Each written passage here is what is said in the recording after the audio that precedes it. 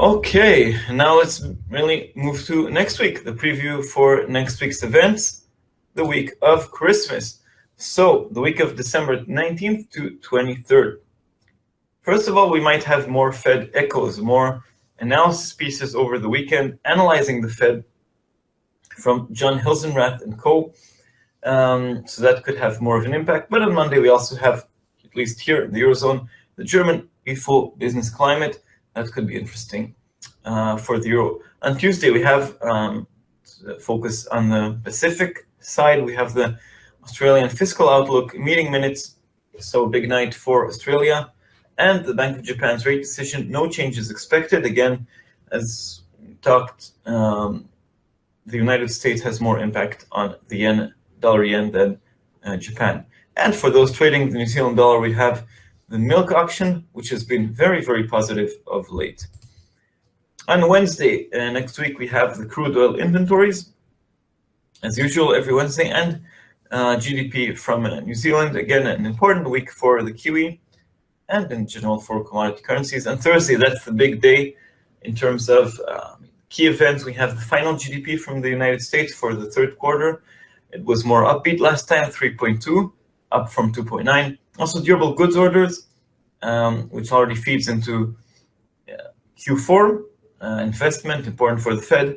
For those trading Canadian dollar, we have retail sales and CPI double feature, and the Fed's favorite inflation figure, core PC price index, which has hardly moved in recent months at 1.7% year over year. On Friday, just before Christmas, we have the UK final GDP.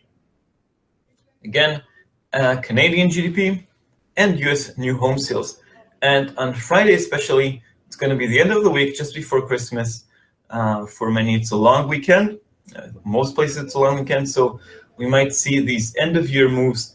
Will the dollar strengthen on these moves? I suspect it could weaken a bit, but we never know. Again, a lot depends on the Fed. Okay, so that's a preview for the week of December 19th to 23rd. All right.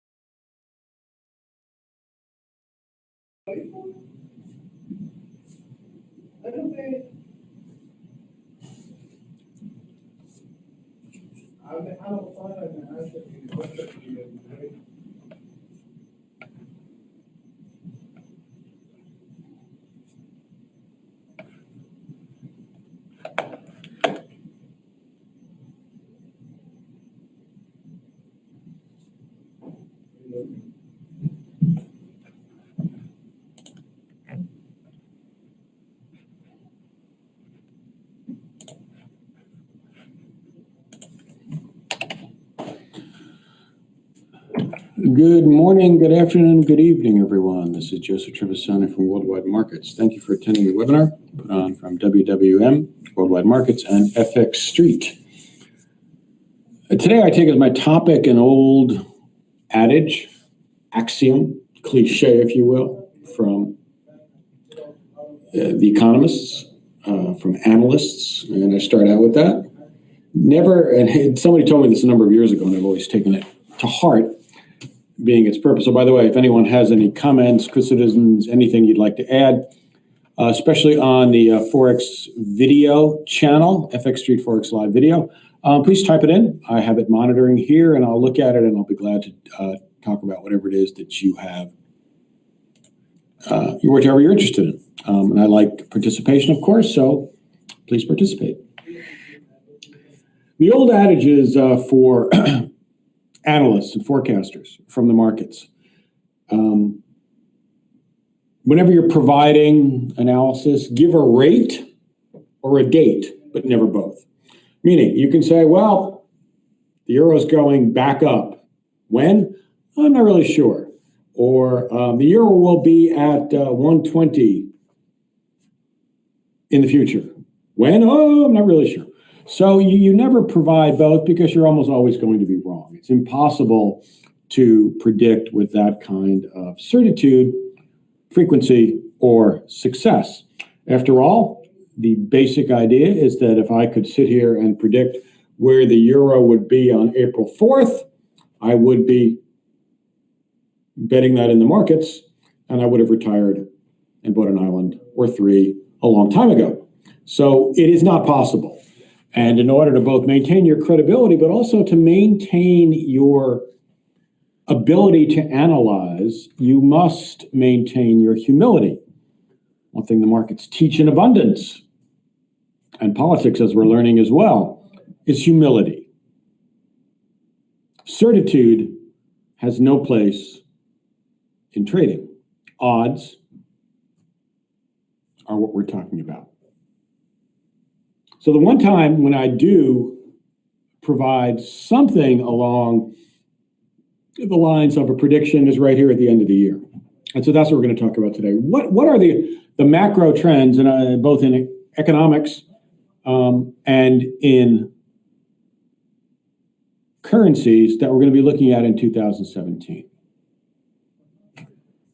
The easiest thing to do in this kind of analysis is to simply take a contrarian position. Say, well, the euro's been coming down, the euro's going to go back up.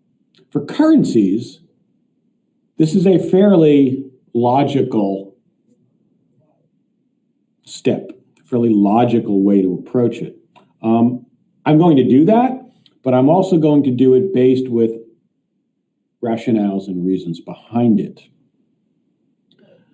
The primary technical aspect of markets is quite simple. It is reversion to the mean.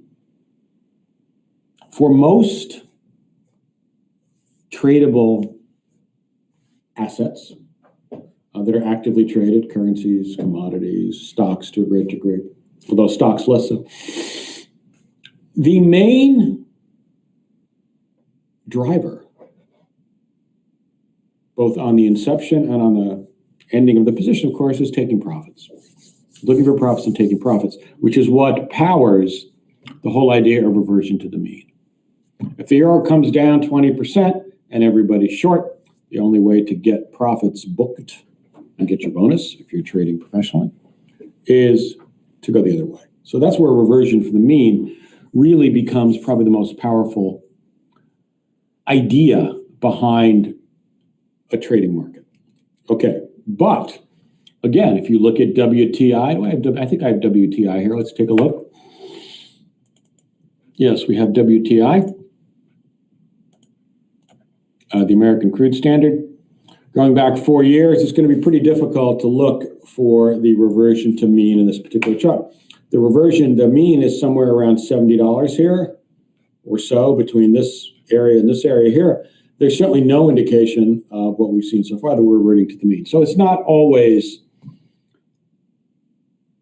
it doesn't always work, but for things, and there's a reason for this, for things such as equities, the overall equity average, and WTI, there's a very powerful real-world factor here that plays in. Unless the economies start to shrink, equity averages go up simply because the economy is bigger. There's a bias to the upside in equities, which we all know. WTI and other commodities are determined by supply and demand. Well, if you have a permanent change, if you have a permanent change in either side, you don't get quite the same propensity to revert to the mean. And we have had a profound change in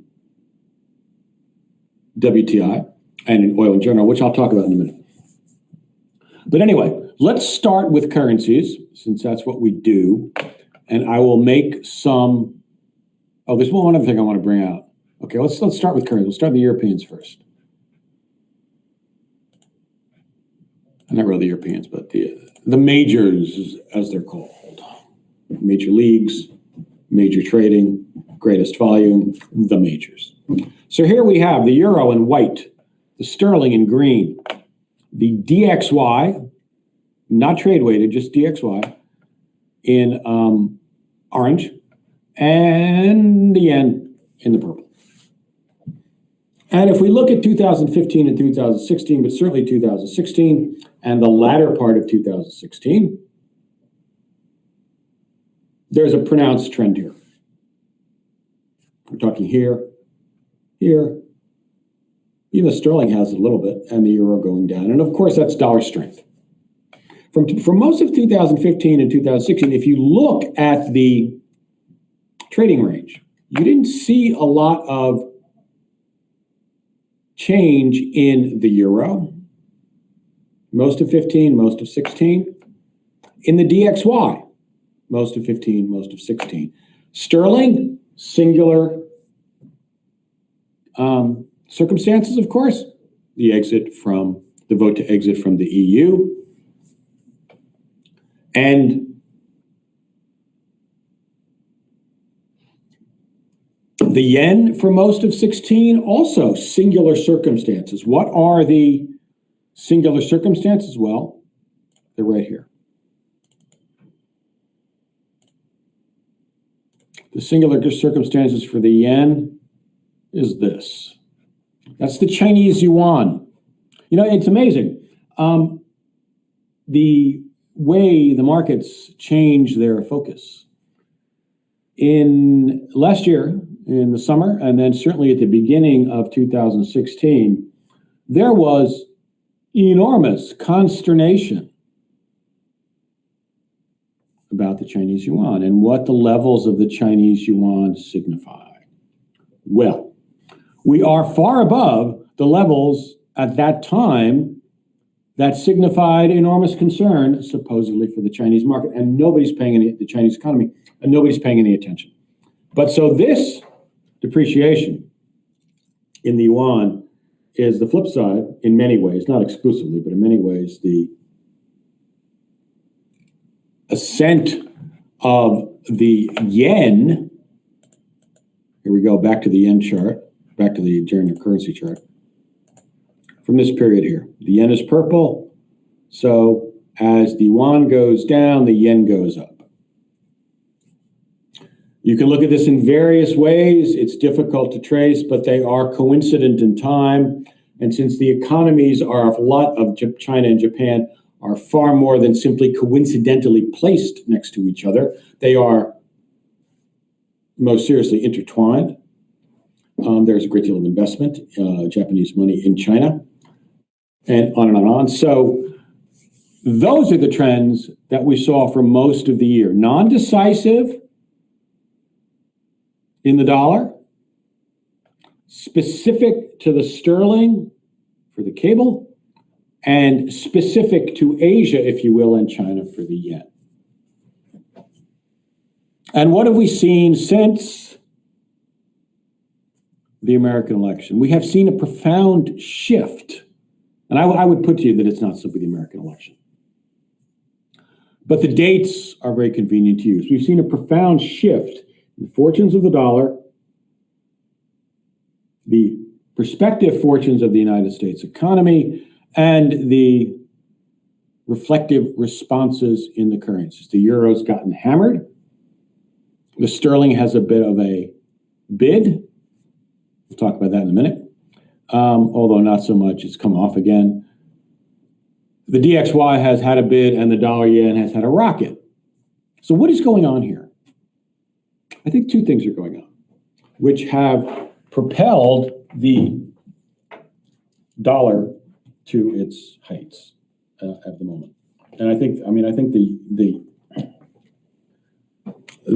euro is back to 13-year highs. I mean, the euro's only been around, 17 years, not even 2 decades yet. I mean, you've heard this from me before. I was sitting on that trading desk in Hamilton, Bermuda, at the Bank of Bermuda the night, I think it was January 2nd or January 3rd, 1999, when all of us were a little bit younger, when the euro started trading, and it went remarkably smoothly.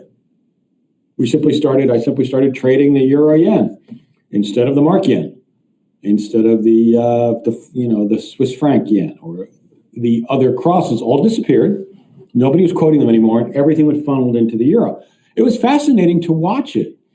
It wasn't any real shift in the way you do business. You calculate the euro yen the same way you calculated the mark yen.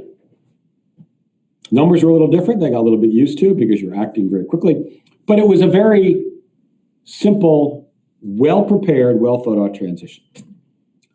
The history of the euro until the financial crisis was generally positive. And since the financial crisis, it has become increasingly negative. Much of that is reflected in the euro rates we've been trading.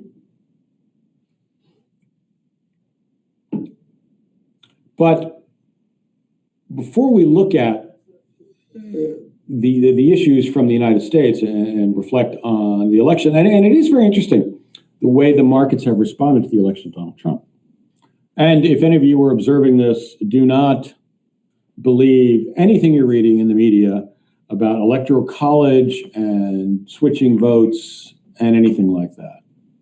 That is political manipulation, probably a desire by the losing party to sort of take some credibility and some legitimacy from the election. January 20th, on this Monday, actually, the electors vote. They will vote to elect Donald Trump. And on the 20th of January, he will be sworn in as President of the United States. So focus on that and not some of the attendant silliness that's coursing through the media right now. So we have two factors here that have come together. The first has been, well, three factors. And I think the first factor that I'm going to talk about is, I think, going to be the story for 2017, especially the second half of the year. Can you guess what that is?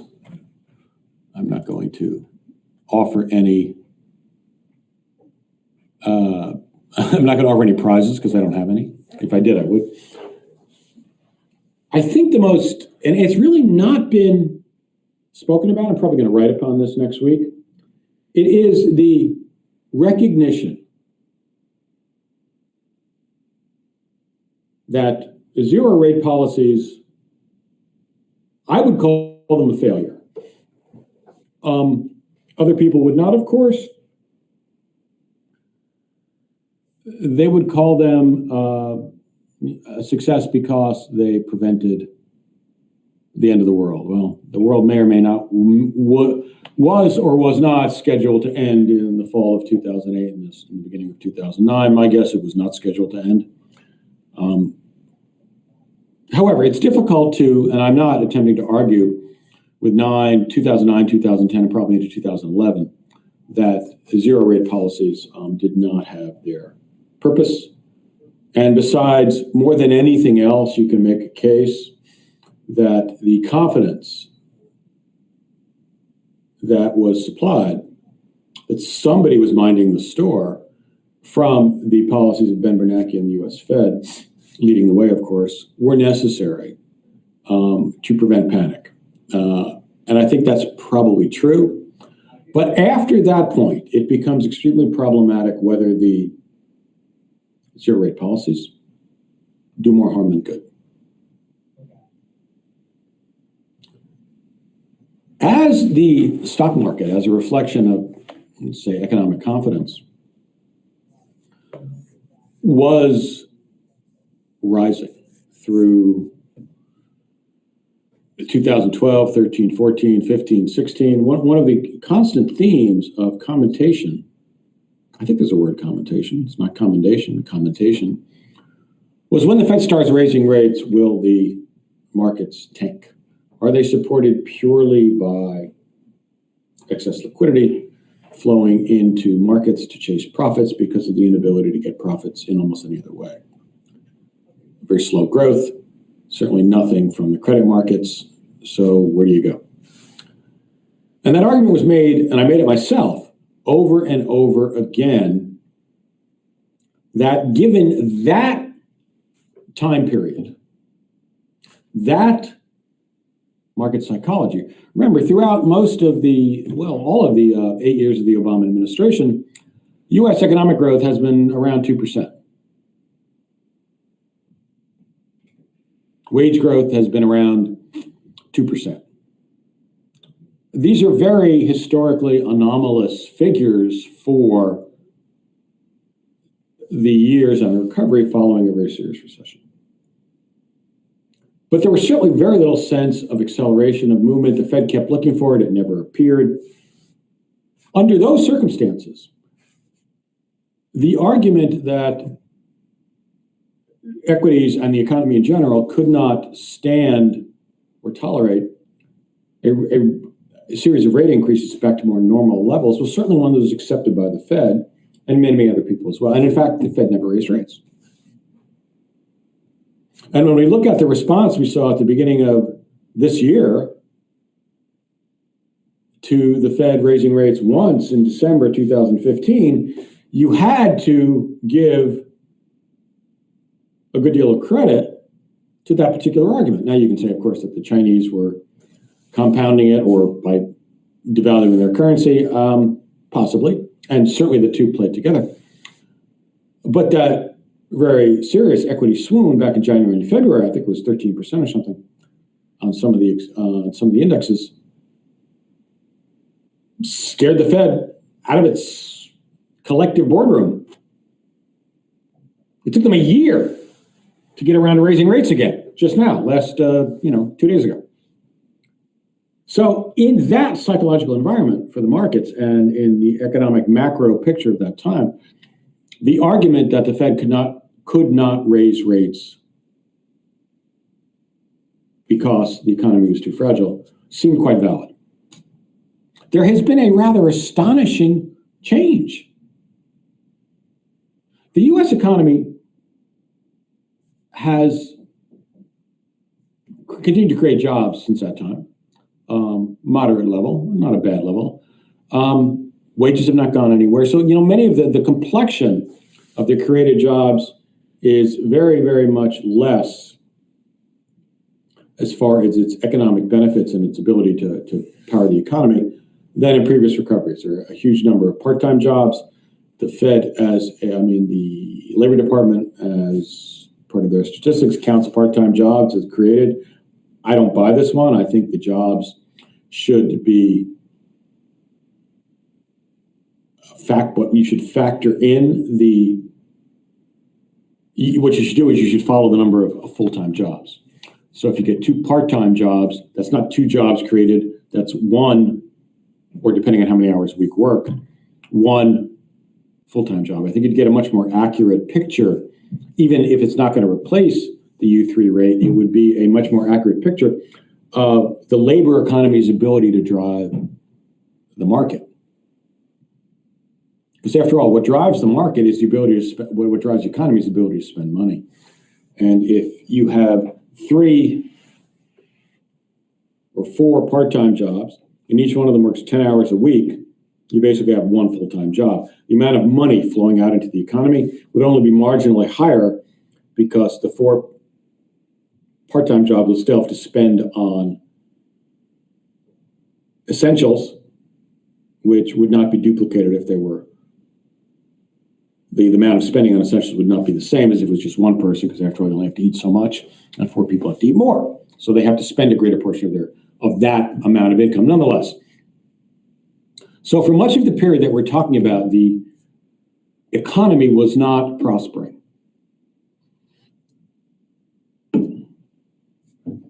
And so the Fed could not raise rates. And that was certainly one of the reasons behind it.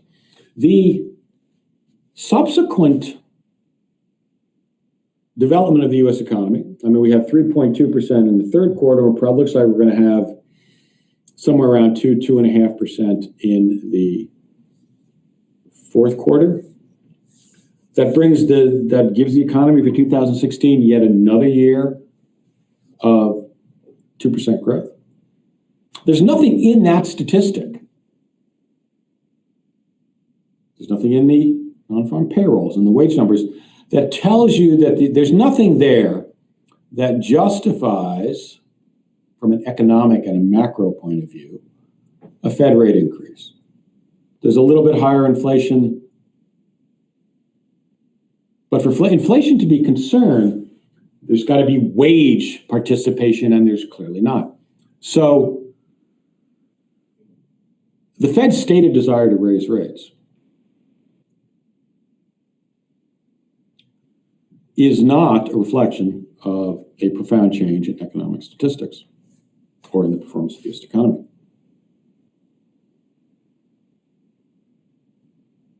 There's an interesting supposition here. Let's try this. The markets have clearly responded gleefully to the election of Donald Trump. This is not a comment on Mr. Trump, on his policies, on his appointments, or his hairdo. This is simply a statement of fact. The equity markets and the credit markets have responded forcefully in a manner which means they expect economic growth. They expect profits. They expect higher rates. All of those things go together. So they have responded in that fashion, simply a statement of fact.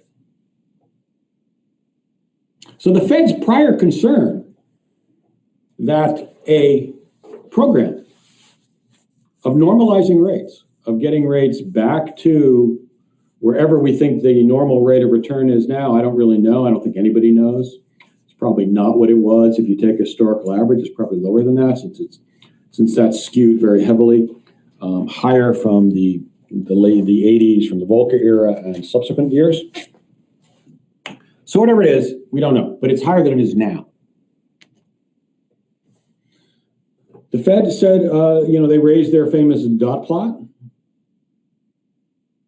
There used to be an old comic strip, I think, from the 50s and the 60s called Dot. I don't know if anybody remembers it. Here in the United States, I don't know if it's around the world. It's an actual comic book, not the graphic novels. I see my girls reading graphic novels all the time. You have to monitor what they're reading, of course. They're only 8. Anyway, so Dot liked dots. She only wore dots in her clothing, her blankets, her towels, her car, or her parents' car, her children's scooter, her doll carriage, everything was dots. Don't know what happened in that comic, but anyway, okay. So the Fed's famous dot plot. Beginning of 2016, they were going to raise rates 4 times. They didn't, for obvious reasons we all know. Brexit, the equity collapse, the March and April, I think it was March and April and May, severe drop-off in non-farm payrolls, a number of things in the real world, which all seem to have disappeared, prevented the Fed from raising rates, or at least blocked the Fed from raising rates. But certainly one of the things that was involved in that equity swoon was the idea that the Fed is going to raise rates 4 times, which is a pretty rapid pace, especially considering the state of the economy in 2016. Well, this last meeting 2 days ago, the dot plot, dot plot, I have to work that in somehow. I'm sure I can find a picture of Dot, this comic. Sorry, I'm getting focused on this on the web, and use that to illustrate one of my columns. Anyway, so they're going to raise rates 3 times. That's up from 2 in September, which was their last time they released the dot plot, and the markets are having 0 effect whatsoever.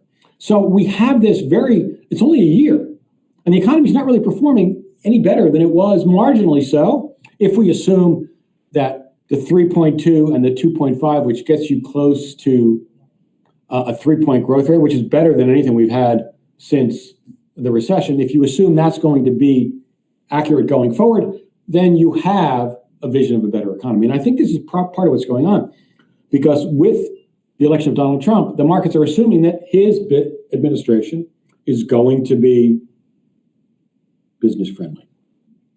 So you're going to get more things, and we will find out whether many of the criticisms of some of the Obama administration macro policies will be borne out. It is possible that the relatively anti-business tone, that the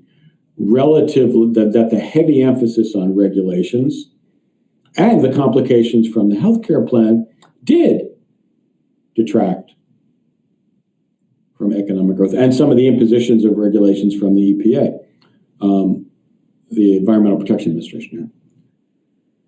It is possible, again, I'm not trying to make a judgment, I'm just saying it is possible, and we'll find out.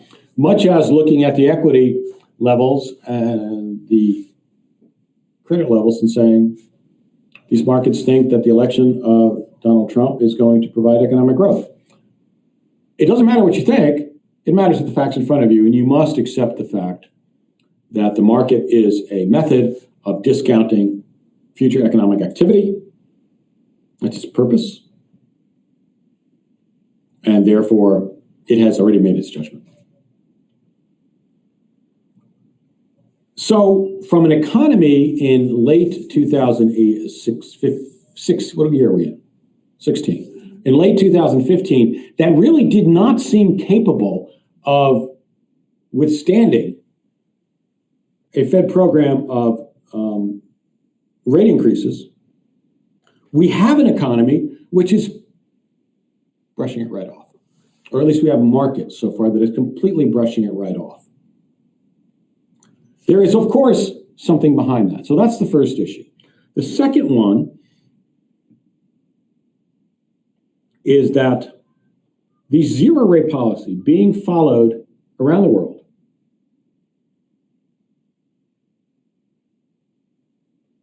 If zero rates are so necessary to economic growth, then why are the markets discounting, excuse me, why are the markets discounting future growth at a much higher rate than we're seeing right now by rising, by the credit markets falling, the yields going up?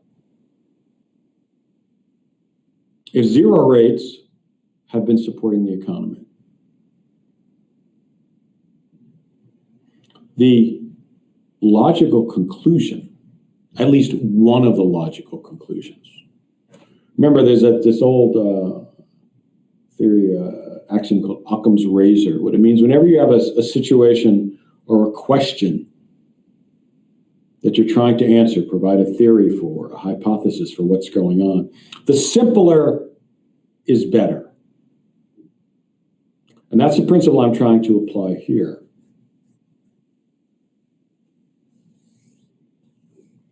If the prospect of higher rates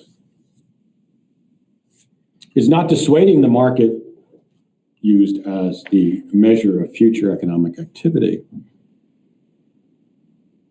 then a further conclusion is possible. Is, aside from the potential, effects of politics on the new administration, is it quite possible that the verse was true? That the prospect of higher rates is actually encouraging to economic decision makers. And I would make a case that that's definitely the case. And so that leads us to my main theme, certainly for the second half of 2017.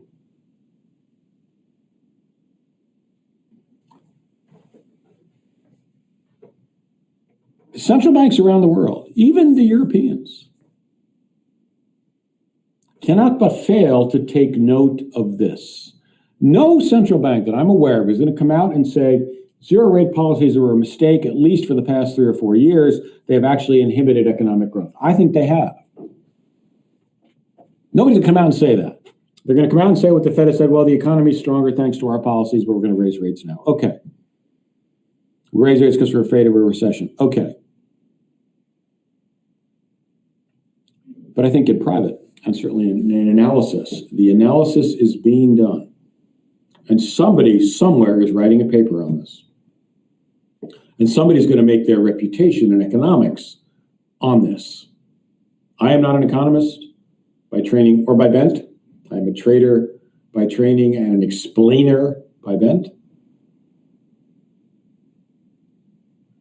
But I think a good case can be made, both statistically and academically, that a prolonged period of low interest rates, artificially induced interest rates, is inhibitory for an economy and not supportive. We're certainly seeing right now that the prospect of higher rates is not dissuading the U.S. equity markets one bit.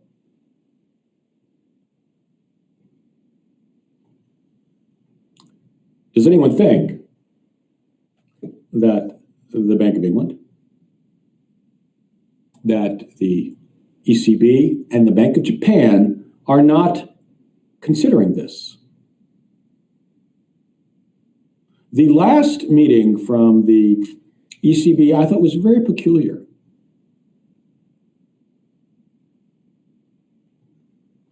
I assume it reflected a divided opinion on the ECB board, the governing board. They reduced the amount of support they were providing each month, but they lengthened the number of months that they might continue, at least. Of course, Mr. Draghi has said it will continue as long as it's necessary. Is this, and I don't think this really got enough coverage, an example, a symbol, a sign that the ECB is starting to recognize that zero rate policies do not work. They do not promote economic growth. They have one ability. They can prevent disaster, apparently, or at least mitigate disaster, but they cannot produce economic growth. And in fact, if prolonged, they inhibit economic growth. Because if they're good, then why stop them? And of course, the logic behind them is, the logic against them is, if zero rate policies are good for the economy, then why don't we just have zero rate policies and everything will be hunky-dory forever? Because that's an absurdity.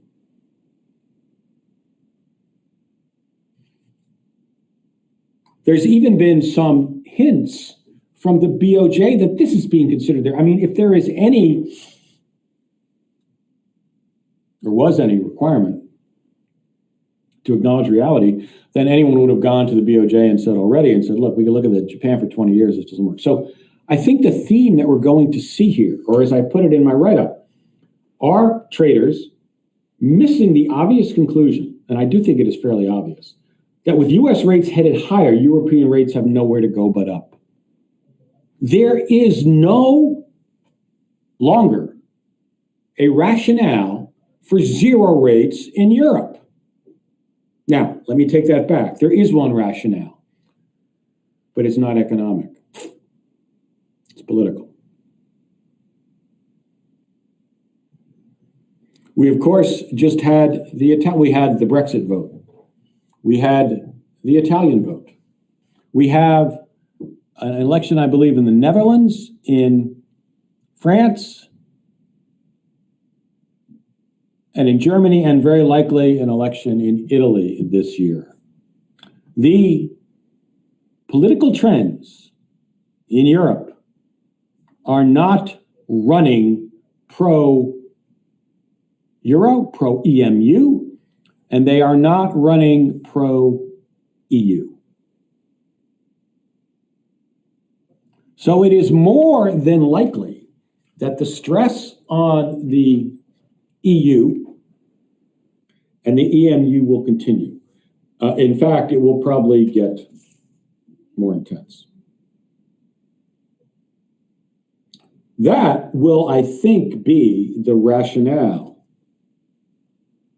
or at least will be a very strong weight in favor of continuing the zero rate policies and the quantitative easing policies of the ECB.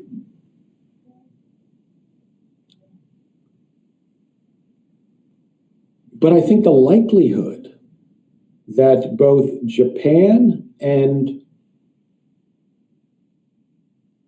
the Europeans will have seen the error of their ways, especially if the US economy performs well after January 20th and into the first half of the year, and the Fed raises rates again. After all, what does a higher rate of return do to an economy? It draws in capital. And what is that capital used for? Well, some of it just goes into investment, but a lot of it, especially in an economy that has a sense of confidence returning, goes into create jobs, factories, economic growth. So where is European capital going to go in the second quarter and the third quarter next year when it's looking for profitable efforts? It's going to come to the United States. And how will the European economy generate growth and jobs and income if its capital is going somewhere else? So the idea is, how do you support growth with zero rates if your capital is going somewhere else for profitable investment? So the idea that the ECB can continue zero rate policy while the Fed is raising rates, I think, is a fallacy.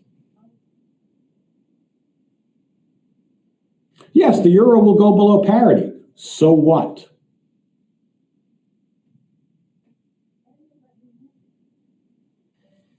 So one theme, I think, for this year is going to be this reversal of attitude and policy in the second half of the year. I think this is going to take some time to get going. And I think both the economy and bankers and others and central bankers and planners will want to see whether the U.S. economy really is going to improve and whether or not the Fed is going to continue to raise rates. Okay. Now, the Fed knows a recession is coming sooner or later. I don't know what's going to trigger it, but we're overdue in a business cycle sense for a recession. The Fed does not want to be stuck at 0.75 rates of a new recession. It's just a problem that the Fed now understands is that rates in an economy are not linear in their effect. The effect on economic growth of a reduction or a change in rates from 4% to 3% or 3% to 4% is not the same. And this is where I think economists are going to start producing papers and a Nobel Prize sooner or later on this, that you do not have a linear effect translating from a rate curve, a yield curve, to the economy. That the effect, I don't know, below 1.5% or whatever it is, I don't know exactly what it is, but I would say probably 1.5 or lower on an economy is not the same. If you get a boost in economic growth and economic activity by reducing from 4 to 3%, you do not get the same boost reducing from 2 to 1% or going negative. Economies are not linear equations. They're made up of individual decision makers for whom zero rates apparently are a warning sign. Anyway, so one theme I think is going to be that change in attitude for the world central banks. So what does that mean? I think into the second half of the year, and maybe a little sooner, you're going to get a switch from a stronger dollar to stronger currencies. As imagine if the ECB came out and said, we're going to start ending our bond purchases. The euro would fly up.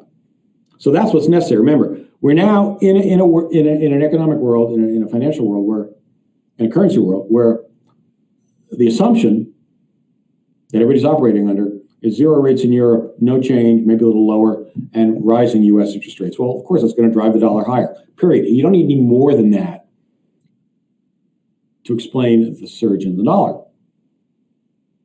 Well, if that changes, if the ECB suddenly says we're dropping our next meeting, we're dropping our bond purchase to 40, and we're going to phase them out, you get a reversal of that because the assumption would have changed. The U.S. will still be raising rates, but the new factor would be a ECB that's more inclined to tighten. So I think as we get to the second part of the year, you're going to see the switch in currencies as the central bank policies change. Not so much U.S., but around the world. Commodities are another macro trend that I think we're probably still have a number of years before there's any strong return to a development, if you will, a demand-driven price structure. That's what we saw in the long run until the commodities topped out about 2 years ago. That the assumption was demand, primarily China, would continue rising, and this would power, and did power, much higher commodity prices. Well, as the old cliche is, the cure for high prices is high prices. What we saw in many commodities, certainly in oil, which is the primary industrial commodity for industrial countries and non-industrial, that a totally unforeseen, and this has happened time and time again. I was having a discussion last night with some friends we had over, and one of my guests was claiming that he's very much a Malthusian. That comes from Malthus, the 18th century, I don't know what you'd call him, I guess, a theoretician on population and human societies. And he said, and his idea was that there will never be, that at a certain point, there's never going to be enough food. And so there's a limit on how large a population can grow because there's simply not enough food to feed it. The item that is not factored into that theory, and he was kind of technological revolutions, so you can understand why, was that the other side, the supply side, does not remain static. If the demand side changes, so does the supply side. A fact which seems to have escaped so many analysts, it boggles the mind. We've seen it in food, and we've seen it in commodities. Oil is the best example. We know the story here. 5 years ago, nobody was talking about fracking. And certainly there's going to be a change in energy policy in the United States from the new administration. And there's going to be a cap. I don't care how much the Saudis and OPEC and the other 11 non-OPEC members who agreed to this production curtailment or cut prop. It doesn't matter how much they cut if U.S. and Canadian and other fracking and other oil development techniques can replace it. It doesn't matter at all. So I think that this is true in a number of other commodities as well. So the supply side, I think we're switching for the next couple of years from the demand side story, which drove the commodity boom, to a supply side story, which is going to keep commodity prices from flailing higher, especially because one of the, not the only, but one of the incentives behind prices being driven higher so much in commodities was the rate structure around the world and chasing yield. So that's there as well. So I think for commodities, we're not going to see a booming recovery. Demand has to catch up to the increase in supply. I'm sure there's some limit to U.S. and Canadian fracking. I'm not an oil analyst, so I can't give you figures on how much the cost of extracting oil from shale and tar sands in Canada has come off, but it has come off considerably. One thing that you will watch, and it has already begun to change, are the number of drilling rigs that are operating, the Baker Hughes number in the United States, and I think they do Canada too, but I'm not sure. That will tell you what is going on in that energy space. And as the price, if the price stabilizes here, let's take a look at WTI for a second.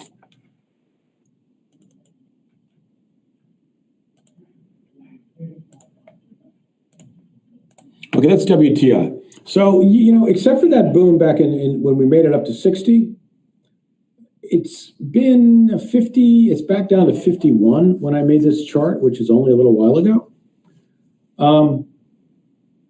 So my guess is that looking at this chart for 15 and 16, after the great fall in 2014, that we have and I wanted to overlay the U.S. Oil production on it, but I couldn't find the chart in time, and I didn't want to be too late for this. I do apologize for that. But my guess is that for 2017 at least, and probably beyond that, there's going to be a natural cap to oil somewhere between 55 and 60. Promoted primarily by the ability of U.S. energy companies and frackers. I think it's rather funny that the Secretary of State, one must never say that Donald Trump does not have a sense of humor, that the Secretary of State is the, at least the nominee, is the current head of ExxonMobil, I believe the world's biggest oil company. That should be hysterical, if you'll pardon my irreverent way of casting it, when he goes to the next IPCC or whatever the climate change meetings they have, and who shows up but the head of ExxonMobil. That's rather droll, as they might say in the UK. Okay, one more topic we're going to deal with. What are we going to see for inflation? Another macro trend. So I think for the interest rate trend, we're going to see actually central banks reversing their policy on zero rates because it's detrimental to growth, and they're going to realize it. When it comes to commodities, I think we're going to see a cap on commodities simply because they've been overdeveloped. The answer to higher prices, higher prices. Inflation, another macro topic. The Fed's long-running desire to return, if you've listened to my webinars before or read what I've written over the years, I always find it fascinating that the Fed views inflation as a positive. I've never understood this. It seems to me that the only use for a steady rate of inflation at 2% is to devalue economic growth. There's no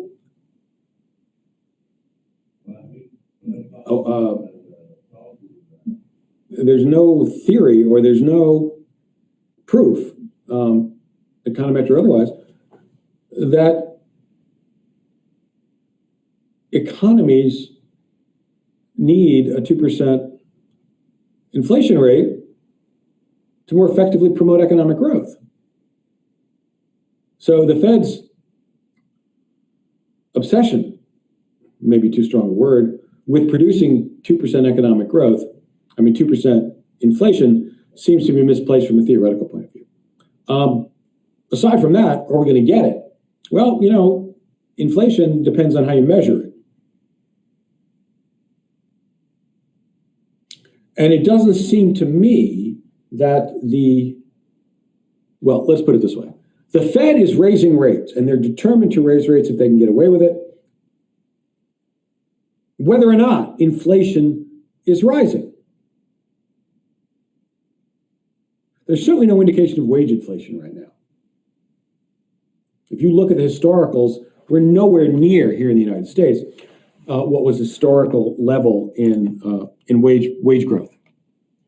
For whatever the reason is, I'm not going to argue, they're not going to discuss what the reason is, but we're not there.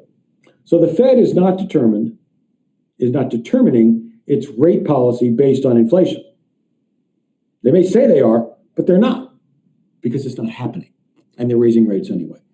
So based on that, and based on the oversupply of many commodities, the pressures on wages, and it's not only from competition overseas, it's also from automation, that a return, despite all of this, another thing we've seen is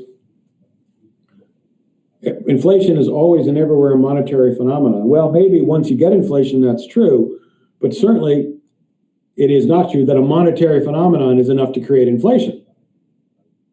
That was the Fed's theory going into this, and it has not been true.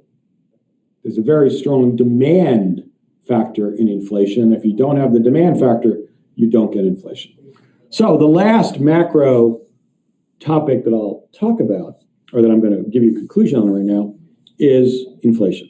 And I do not think that we're going to get a return to rising inflation rates. Commodity prices don't predict it, neither does supply. Wage does not predict it either here in the United States or overseas. Global competition and the ability to source and manufacture globally does not lead excuse me, to a sense of higher inflation. So those are our macro themes, and we're going to end now because we've been out here about an hour, for what I think we're going to be looking at in 2017.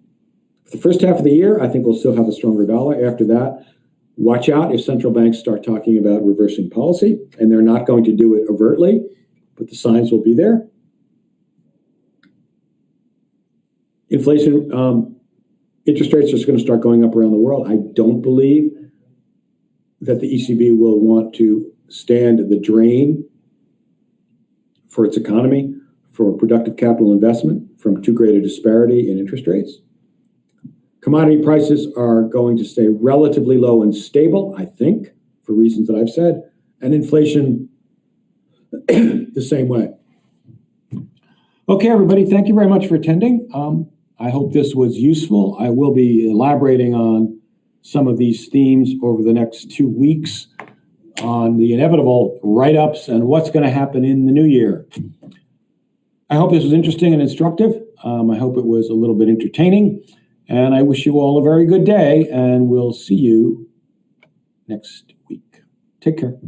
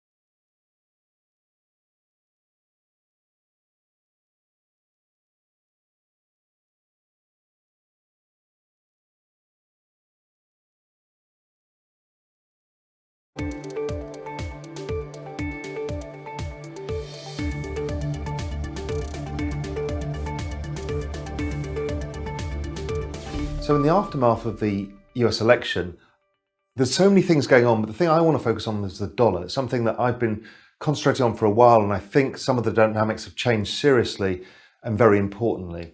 If you remember, the dollar's been trending higher for an extended period of time now. Much of it was driven originally by some of the change in central bank policy as the BOJ were easing and the Fed were looking at tightening. And that kind of moved in and sucked in market participants, and parts of the carry trade got caught in, emerging markets got caught out, and the oil price fell with it.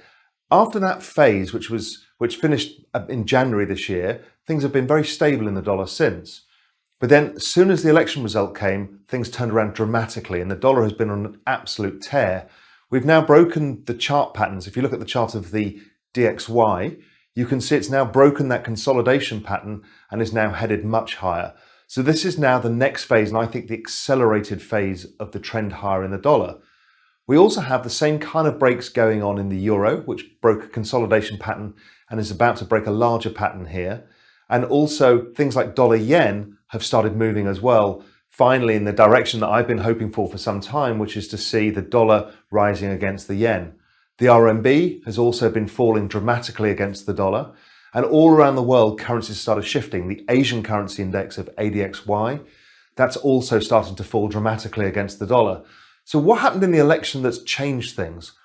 Well, part of it was nothing's changed in the fact that that trend was there and we were kind of waiting for the next catalyst to bring it along. But the catalyst of Trump being elected was something that people don't really perceive why. Firstly, they look at rates and realize that rates backed up very sharply. And I think Julian Brigden's going to be talking about rates in this US election special. But that backup in rates obviously makes the US dollar more attractive. So US rates are much higher. It's a high yielding bond now versus virtually any other major currency. So that's an important thing. So that started to get people and traders involved. But there's a bigger picture backdrop, which is based on the election, which is the fact that Trump's policies are very clearly protectionist. This is one of the things I think he will likely try and push through, whether it's the breakup of TPP or some renegotiation of other trade deals. Now, the point being is the world is dollar starved. And if there's a shortage of offshore dollar funding, the Eurodollar market, and Trump starts protectionist policies, it means less dollars flow into the global system because they're doing less trade with the US. And that means there's just not enough dollars to go around for all those people who borrowed dollars. And so that in itself is an extremely positive outcome for the dollar, and something I don't think Trump realizes, because he's imagining that the protectionist policies will help US industry, but the problem is US earnings are going to fall because of it. In addition, exports are going to fall and imports will rise, which is kind of the opposite of what he was trying to do. But let's see how that plays out over time. And I'm not here to pass judgment on his policies. I'm here to talk about the market impacts of these things. So the dollar is rising because there's a perceived lack of dollars in the outside system. And we've seen this in the LIBOR market, which is the London Bank interbank offered rate. And that's been rising along with the risk of US interest rates rising. But the other reason it's been rising is because monies keep getting taken out of that offshore funding market and being put onshore in the US. So, for example, the money market fund change recently meant that money market funds who put their money in that euro-dollar market into the kind of secondary markets have now gone and put it in the Fed funds markets. So that's taken about $1 trillion or so out of the traditional money markets. Okay, so that becomes concerning when you look at what the BIS have been talking about, which is this $10 trillion shortfall of dollars out there, where people have borrowed dollars, and as the dollar rises, they're scrambling to pay it back or secure new funding, but the funding costs are going up as well. So it's creating a real problem for people having to pile into dollars. Now, as the dollar starts to accelerate on these twin changes that have gone on, i.e. interest rate rise and the trade policies, it's going to suck in more people into that position where they're going to have to decide what to do with their shortage of dollars. Because don't forget, they've all borrowed dollars. And that euro-dollar market is them essentially borrowing dollars from the European banking system, the Japanese banking system, and elsewhere outside of the US banking system. And that's where there aren't enough dollars around. The other thing that's happened or is likely to happen is there's going to be some sort of repatriation of corporate profits. Both Clinton was talking about this and Trump was. And I think they'll do it. I think it was Bush originally did it way back in the early 2000s. It was the Homeland Investment Act at the time. And the idea there is that corporations can bring back all of those profits, all that money they've hoarded offshore, bring into the US for a small tax penalty, and then that money can be implemented either in infrastructure or whatever other policies the governments are trying to do. Now, what's interesting there is you're bringing, obviously, if companies have holdings in foreign currencies, euros, whatever, they will sell those euros, buy dollars, bring them back, pay the small tax. So that automatically pushes the dollar up yet again.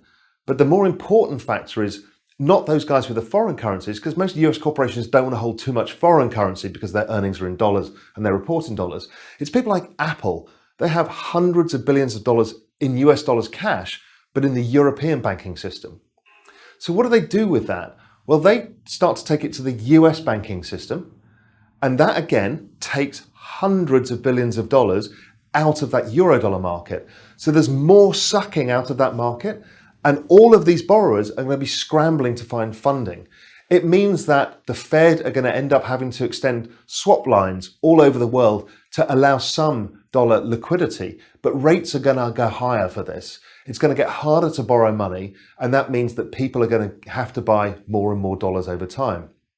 Now, the thing about currencies is they trend for extended periods, and it's something I've talked about in Real Vision quite over the last 2 years now, is that the dollar has only moved up about 30% in this entire bull market. That's against 50% back in the late 90s and 100% in the early 80s. My target has always been that this bull market is going to be a very big one. And that's probably going to mean it's somewhere between 50% and 100%. So I think the rise from here is at least another 30%. Now, there are also knock-on ramifications for all of this. China, as you can see, is devaluing its currency rather rapidly. But we're going to find that currencies are going to start falling sharply. We're going to expose weak currencies. We've seen it in Egypt already. I think Turkey is going to get itself in a mess, and that's going to spread around the emerging markets. But also in that kind of protectionist world, countries like Korea and all the big exporting nations of Asia are going to get caught in the crosswinds. And I've been bearish on Korea for some time. It's not been the best bet. It worked last year, didn't work this year. But I think Korea and other countries like that, Taiwan, are going to struggle in this environment. They're going to struggle if the yen is weakening, which it is now. They're going to struggle if the RMB is weakening, and they're going to have to weaken their currencies themselves. And that's probably going to mean weaker stock markets as well, because global dollar earnings are going to fall. And we saw that there was a big feature of this year and last year is world trade is shrinking. So the globalization element of the world is definitely reversing, and the world is becoming slightly more insular. And that again means less world trade, less dollars in the system, and that makes it very complicated. So I think for me, the key thing from this Trump victory to focus on in markets is the dollar. I think it's a relatively easy, clean trade. It's moved very sharply recently, so I think the chance of a correction going into year end as people square up their books is relatively high. But at that point, I think 2017 is going to be another shockingly strong year for the dollar, and that will have macro implications beyond that. The law of unintended consequences will suggest that it's going to knock onto the US economy and the global economy overall.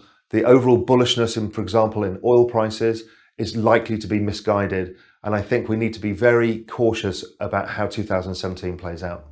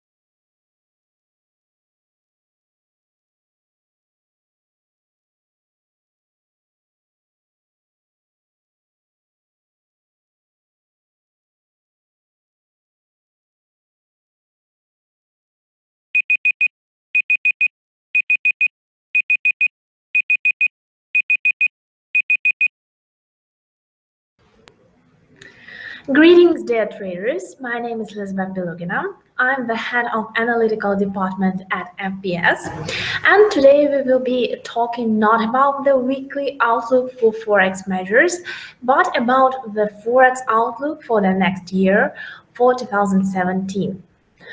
Although some traders may think that a whole year is too long a period of time to think about, I still think that we have to analyze the bigger trends at the Forex market in order to understand the overall picture, and this understanding will surely be of great value even if in our day-to-day trade.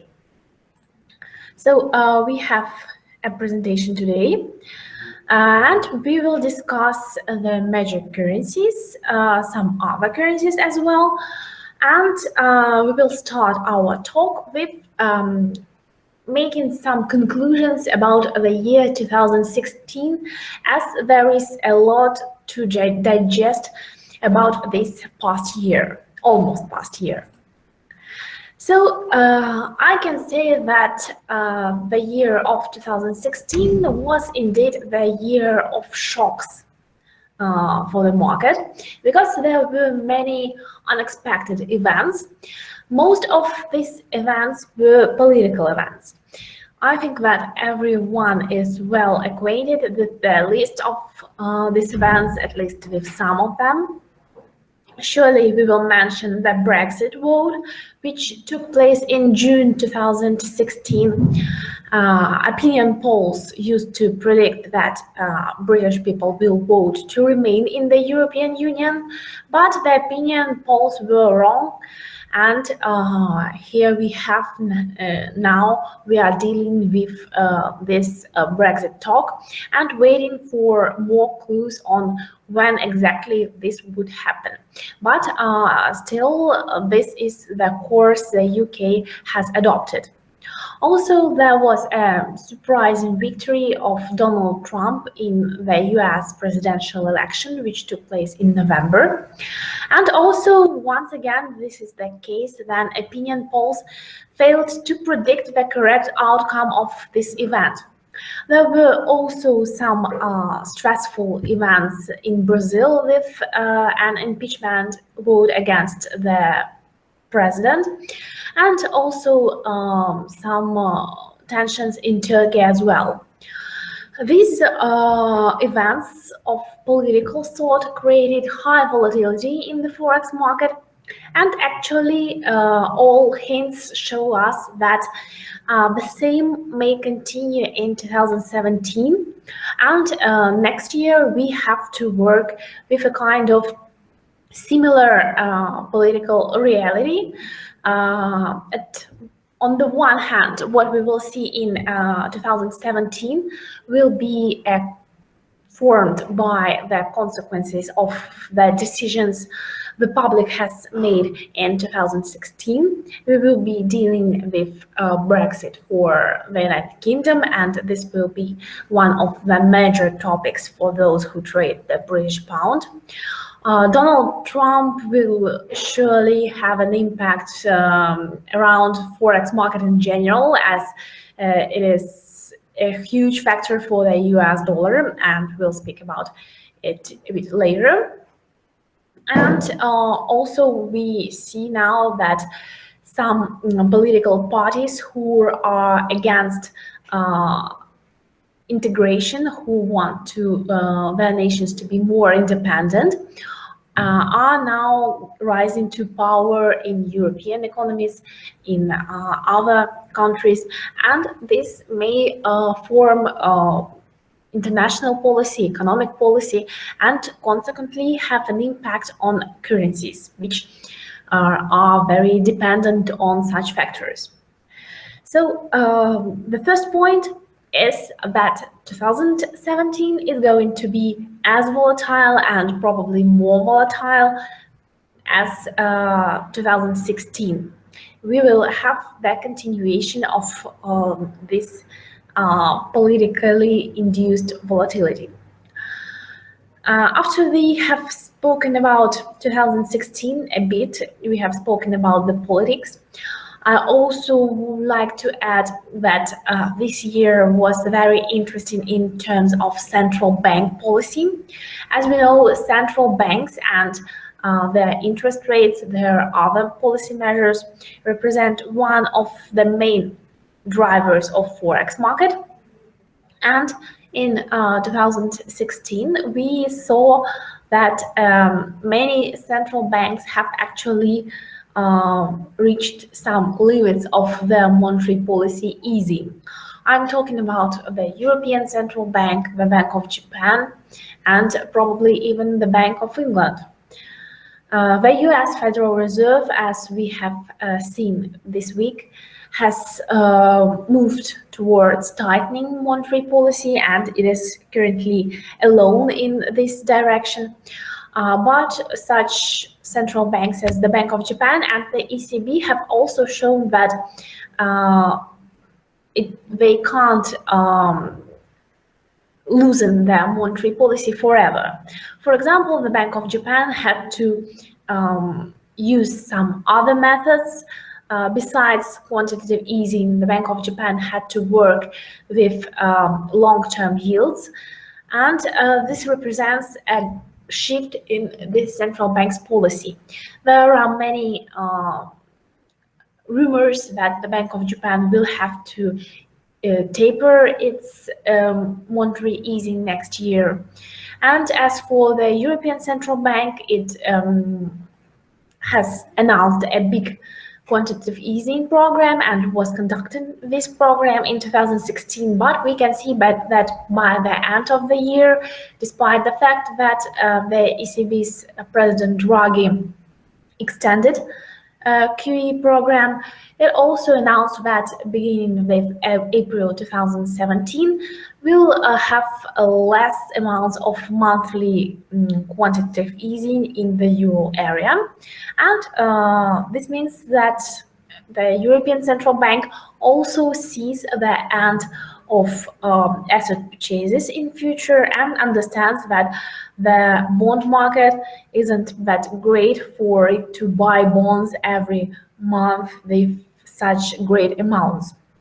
As a result of the fact that central banks have reached some limits in their loose monetary policy, and as their policy doesn't really provide great results, inflation is still very low in developed economies, below the target levels, and economic growth hasn't improved that much.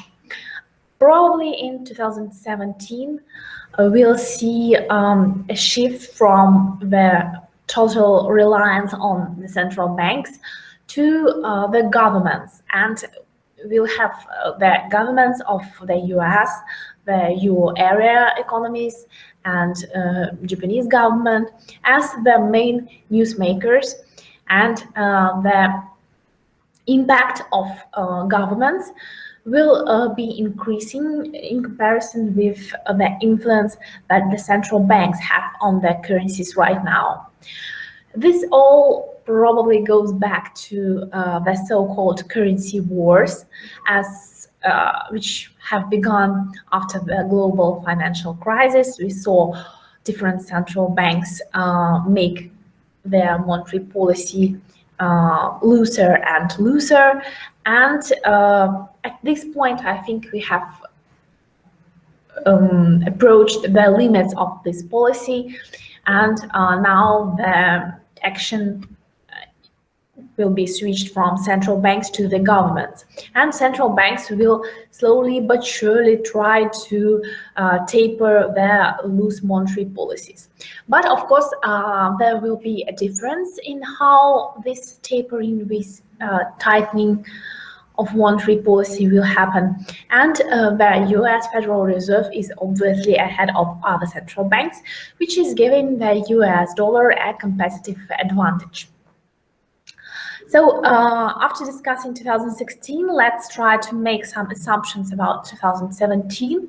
It's surely kind of difficult to talk about 12 months ahead, but we'll try to make our assumptions reasonable and rational. So at first, I'd like to discuss some important factors we have to consider. Firstly, political events which are lying ahead. Still, we will be talking about Brexit, and in particular about the terms and conditions of triggering Article 50. This process is what will be the actual start of Brexit. So the government or the Parliament of the United Kingdom will have to trigger this article, and the actual separation between the United Kingdom and the European Union will start. We have a lot of different commands from British and European authorities. We have a lot of contradictory statements from the UK government and members of Parliament. And for now, the general idea is that the UK government will have to present Brexit plan by March 2017, and the members of Parliament will agree, will study this plan, and they agree to start the Brexit process in March 2017. Still, there is a lot of uncertainty which is associated with Brexit. All in all, British Brexit Secretary David Davis said that the government won't publish its Brexit plan before February, and until we don't have exact details of Brexit plan, and until we don't know on what conditions will be the further interactions between the UK and the other part of Europe, we won't have significant bullish drivers for the British pound. So this still is a political risk event, and still we will have to follow the news flow which relates to Brexit. Also, there will be elections, more elections and more votes the next year, and these will be votes of big importance, because we are talking about such leading European economies as Germany, France and Netherlands. Also something will probably happen in Italy, as there was a referendum at the beginning of December, and Italians said no to the constitutional reform, and the former Prime Minister Matteo Renzi had to resign. So Italy is on the side of political uncertainty as well, and I expect some elections or probably some other important events in this country next year also. And New Zealand is on the list of the countries where we will have elections next year. As if we are talking about France, Germany, and Netherlands, there are serious reasons to believe that forces which are against the euro area, which want these economies to separate themselves from the euro area, are getting more and more popular, and this surely increases the risks which are related to these elections. So we will have events to watch, and it will be a great show, I'm sure. Another important factor is China. It is also an important factor during the recent years. All of you probably know that China's economic growth is slowing down.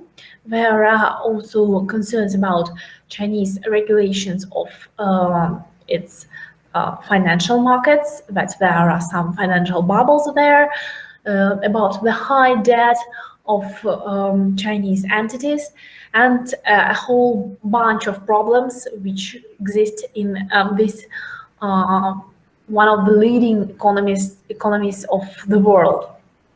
Many nations are closely connected to China, not only the economies of East Asia, but also such well-ranked countries as Australia and New Zealand.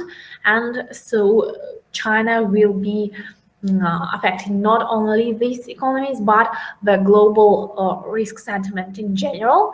And as we know, shifts in the market's risk sentiment do provoke not only some small adjustments in the value of exchange rates, but can also trigger some major Forex trends. So Chinese data will be very, very important in the coming year. Also, then one of the main newsmakers of the past 2 years, oil, is going to be important as we go in 2017. The recent decisions of the Organization of Petroleum Exporting Countries are surely important, and they do have an impact on oil prices. I have a special slide here, the positive factors and negative factors for oil, so let's pay them a quick attention. So the positive factor is that the largest oil producers agreed to cut output, and the nations which are not included in the Organization of Petroleum Exporting Countries also agreed to join this agreement. And we have already seen oil prices gain on this news ahead and after this news. Here I have the monthly chart of Brent crude oil, and we can see that here we do have a positive dynamics of this asset this year. We have some Fibonacci retracement level, which is a resistance just above $60 per barrel, and I think that this 60 mark is psychologically important for Brent and will be a big obstacles for the quotes. We have this positive factor, but also we have to be aware of negative factors for oil. Primarily the fact that although the Organization of Petroleum Exporting Countries has agreed to these production cuts, During the last decade, weren't many cases in which this organization has actually kept its promises. So we shouldn't be very confident that the oil producers will stick to this plan.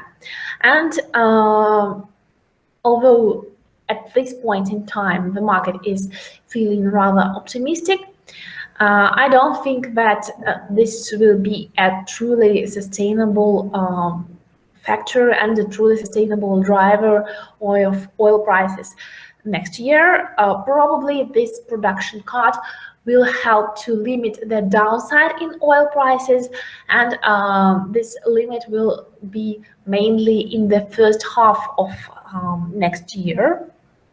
But when new downside pressure on oil may materialize.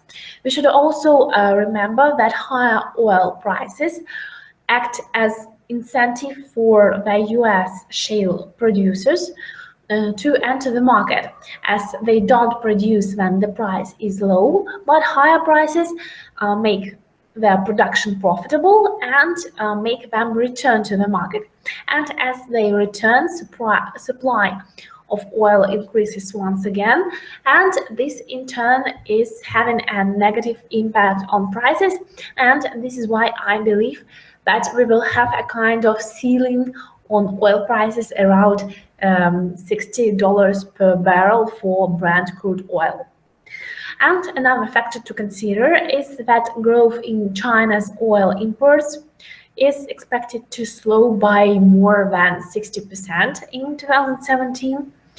So China is a big consumer in Asia and in the world. So such trend and such expectations of demand from China surely are not encouraging for oil prices. So the conclusion is that oil advance isn't sustainable. The prices will have support as we go into the next year, but we shouldn't expect the price to shoot above $60 per barrel mark. So this is oil, and some more factors for the whole year of 2017. Here I put actions of Donald Trump's administration in point number 4. And let me explain that a bit. I think that the fact that Republicans came to power in the United States represent a big fundamental change for America. We know that the policy of this political party is quite different from what the Democratic Party has been doing so far. Donald Trump himself is a very charismatic and unusual leader, and he has some contradictory policy suggestions about which he was talking during his presidential campaign. And he will likely deliver at least some of his promises. We are currently seeing that the market is really optimistic about the US economy.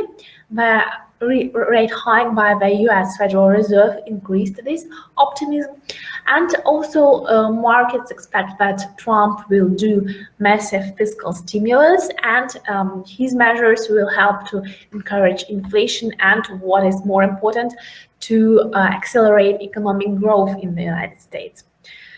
For now, the markets are very sure that Trump and his administration will be very good for their US business, US companies. And in my opinion, this should be more or less true. America is welcoming changes, and unless Trump really does some provocative things in his international trade relations, we will have a rather favorable conditions in the United States.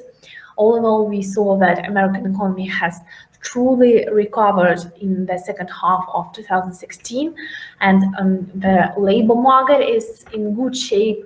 The sentiment of the market is in good shape, and the economy in general. So I'm quite positive here, but the exact policies, the exact plans of Donald Trump are still unknown, and as he reveals these plans and thus these policy steps in 2017, will surely feel the impact on the market and on the currency market in particular. So the actions of Donald Trump will be important for the US dollar, and through the international trade policies, which are one of the main points in his program, will affect other currencies and other economies. So we'll be watching Trump for sure. And a final factor or factors, these are economic fundamentals in economies in question, in economies about the currencies of which we will be talking. So here I think we should come to our next slide to discuss these fundamentals in greater detail. Major currencies. Fundamentals. We have spoken about the US dollar, and I have outlined that all in all, analysts expect stronger growth and inflation next year, and the base scenario is that this will be more or less true. Here is the monthly chart of the US dollar index, which tracks the dynamics of American currency versus the currencies of America's main trading partners. And we can see that after some consolidation which took place in 2015 and the most part of 2016, US dollar index managed to break above 100-point resistance on the upside, and currently is trading around 103 mark. And after clearing this resistance, a way is open for the US dollar to retrace more and to visit levels around 110 points for the US dollar index, or moving towards the levels we last saw in 2002. So if the Federal Reserve sticks to its intention to raise interest rates 3 times next year, if the US economy is good enough to provide the opportunity for the US central bank to do so, and if Donald Trump does the policies expected from him, like the fiscal stimulus, but is rather moderate about international policies and changing some trade agreements with Canada, Mexico, and China. If all is more or less well, then the US dollar should have bullish drivers here. The picture for the euro is different. The European Central Bank has tied itself with loose monetary policy, and although some reductions in the monthly purchases of the bonds and other assets will take place beginning with April 2017, still the European Central Bank made sure that the market understands that it will be present at the market during a long time, and will be doing its aggressive monetary easing policy during a very long time in future. So this loose monetary policy of the European Central Bank is in very bright contrast with what the Federal Reserve is doing. And taking into account high political risks we have discussed about the euro area, well, I think that it is very likely that the euro will move downside to levels around that parity, around €1, $1 per euro, and maybe even lower. So these are the target levels for the euro, and we expect the euro to remain under pressure. Also, probably we can have a look at the weekly chart of the euro dollar. Just this week, the pair broke below 105 mark. We broke below support line, which was limiting the downside in 2015, and as a result, the overall setup looks very negative. We have a kind of rectangular or flag pattern, and the odds are that the overall negative trend will continue below 105 to levels around the parity here. So the really negative developments are taking place in the euro-dollar currency pair by the end of the year. And of course, much will depend on the policies of the central bank. It is kind of difficult to speak for the year as a whole, but we do have this outline, this layout for now. British pound is surely undervalued at the current levels, and the odds are that it will somehow try to recover during the next year, especially if inflation picks up in Britain and the Bank of England has to adjust its monetary policy, try to normalize its monetary policy a bit. But as I have already mentioned, we are currently waiting for clarity about the Brexit process. The market wants to know whether we'll have a soft Brexit or hard Brexit.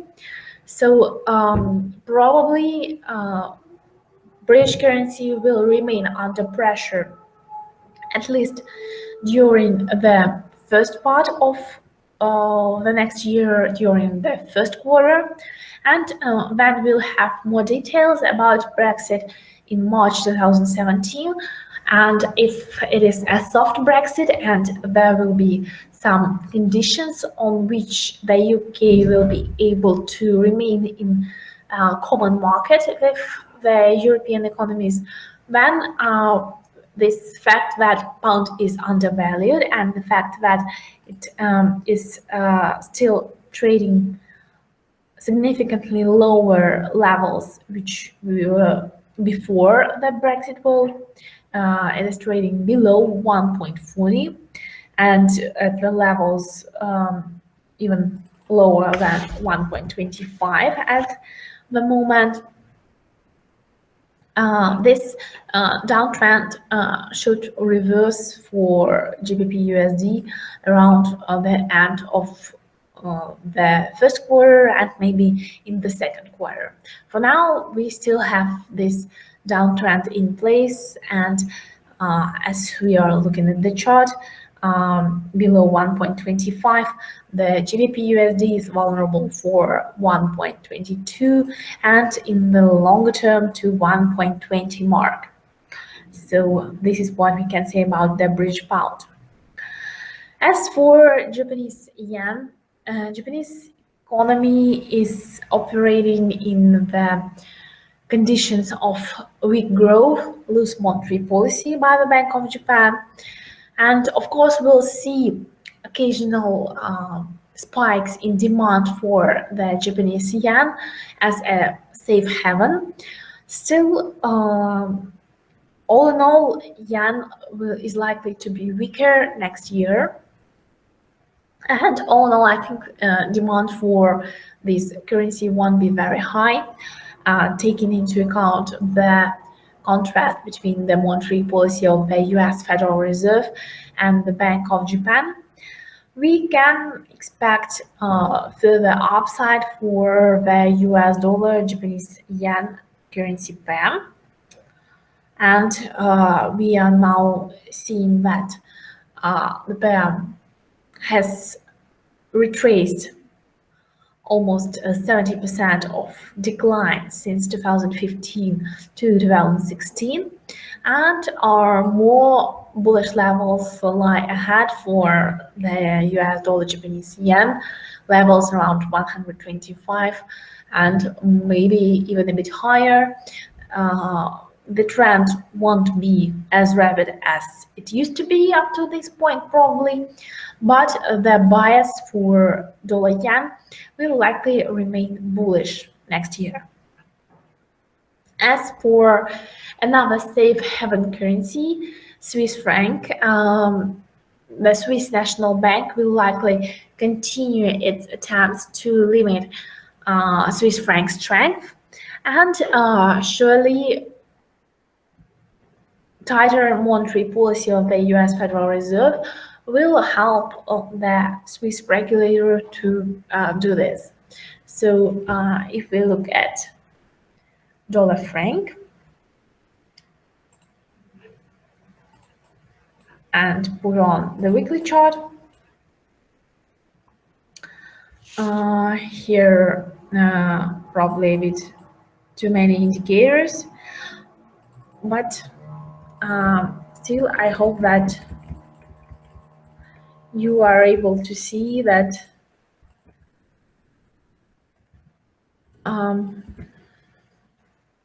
there is a bullish bias in dollar franc, and this mild bullish bias is expected to continue in 2017. As for commodity currencies, Australian dollar and New Zealand dollar, much will depend on dynamics of commodities. But if we are talking about Australia, here we are in the situation of slower wage growth, which is an important factor.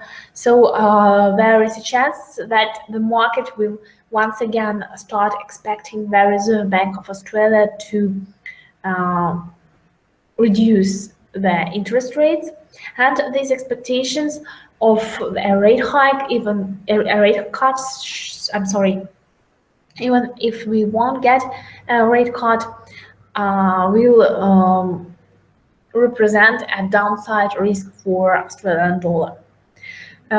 If we are talking about the New Zealand dollar, the picture is more or less the same. The currency has strengthened so far, and strong currency is not in the interest of the Reserve Bank of New Zealand, so it may try to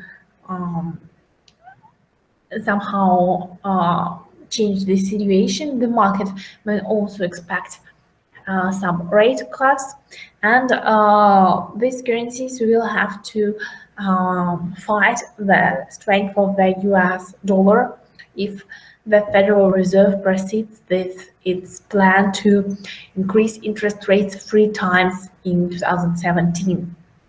Of course, we remember that when the Fed increased rates in December 2015, it planned 4 rate hikes in 2016, and actually there were only 1 rate hike, and as well in December also. So we don't need to be overly we don't need to take this forecast of the Federal Reserve for granted. The reality may diverge significantly from the forecast of the Federal Reserve's members, but still, the fact is that the US economy is feeling much better than other economies, and the Federal Reserve is much closer to raising interest rates than other economies. So the general scenario is that unless we have some political shocks from Donald Trump, the US dollar will have a mildly bullish bias in the next year. And also, I'd like to point out that Donald Trump will become the actual president of the United States at the end of January. So this is when the real thing is going to start with Donald Trump. So pay attention to this time frame. And apart from currencies, I wanted to discuss another important asset, which is gold, and to speak about the outlook for gold in 2017. There are also positive and negative factors for gold. The main negative factor are the expectations on the US rate hikes, and actually this is what provoked the sell-off we have seen in gold in the recent months in the first place. So as we project some hawkish action from the Fed next year, then we can expect that this factor will continue having an impact on gold prices and continue limiting the asset on the upside and provoking further downside. Also, technical picture doesn't look very inspiring to me. Let's have a look at the gold chart, and we can have a look at the monthly chart, as this is a longer term view.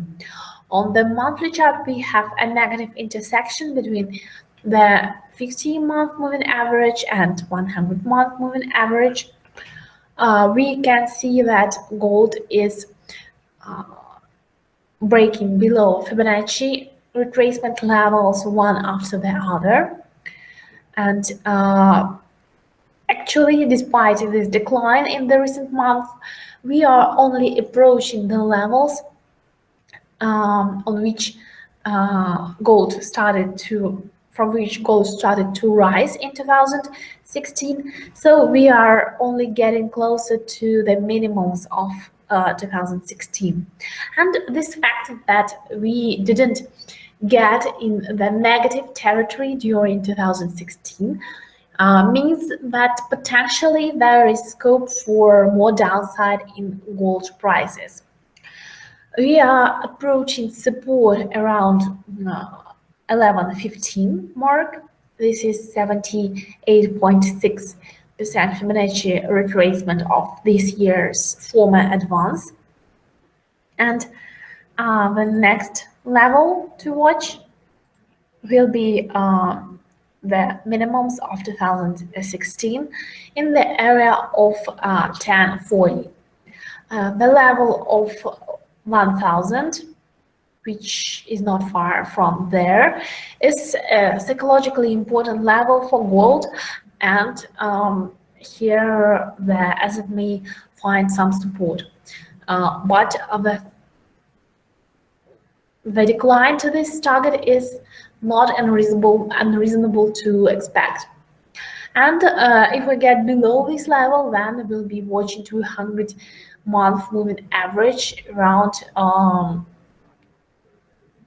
885 mark. This is it. So a more negative pressure will likely materialize, and technical picture doesn't look very good. There are positive factors to be fair, and these factors are firstly reduction in gold supply. Such plunge in gold prices may lead to the fact that the miners will close production as it becomes less profitable at these levels. So reduction in production, in supply, may help gold prices next year, But I think that this positive impact may materialize closer to the second half of next year. And in the first half, the negative factors for gold will prevail. Also, some minor positive factors for gold include demand from India and China, which are the largest consumers of this precious metal in the physical form, and potential safe haven demand for gold if there are some force measures events, some events that shake the market's risk sentiment. This may happen. This may always happen, and in such case, investors won't be seeking higher yields. They will want some really safe investment, and this will be gold. For now, we are not witnessing this situation. For now, traders want to earn more, and as gold doesn't offer interest yield, it is unfavored by investors, and we are witnessing this decline. So, to make a conclusion about gold, further downside is expected to the psychological level of $1,000 per ounce. But in the second half of the year, the limit in gold supply may help the prices recover. This is it for gold. And the final point for today is some outlook for emerging market currencies, and probably it may be interesting to some of our viewers. I have made some groups here, and the main reason for the emerging market currencies is the tightening of the US Federal Reserve's policy. There are countries which are more vulnerable to this course of action. Although emerging market currencies are vulnerable to the inflow and the outflow of hot money, and as yields in America get higher with the Federal Reserve rate hikes, this hot money, which have once flowed into emerging market economies, will quickly leave, making their currencies decline.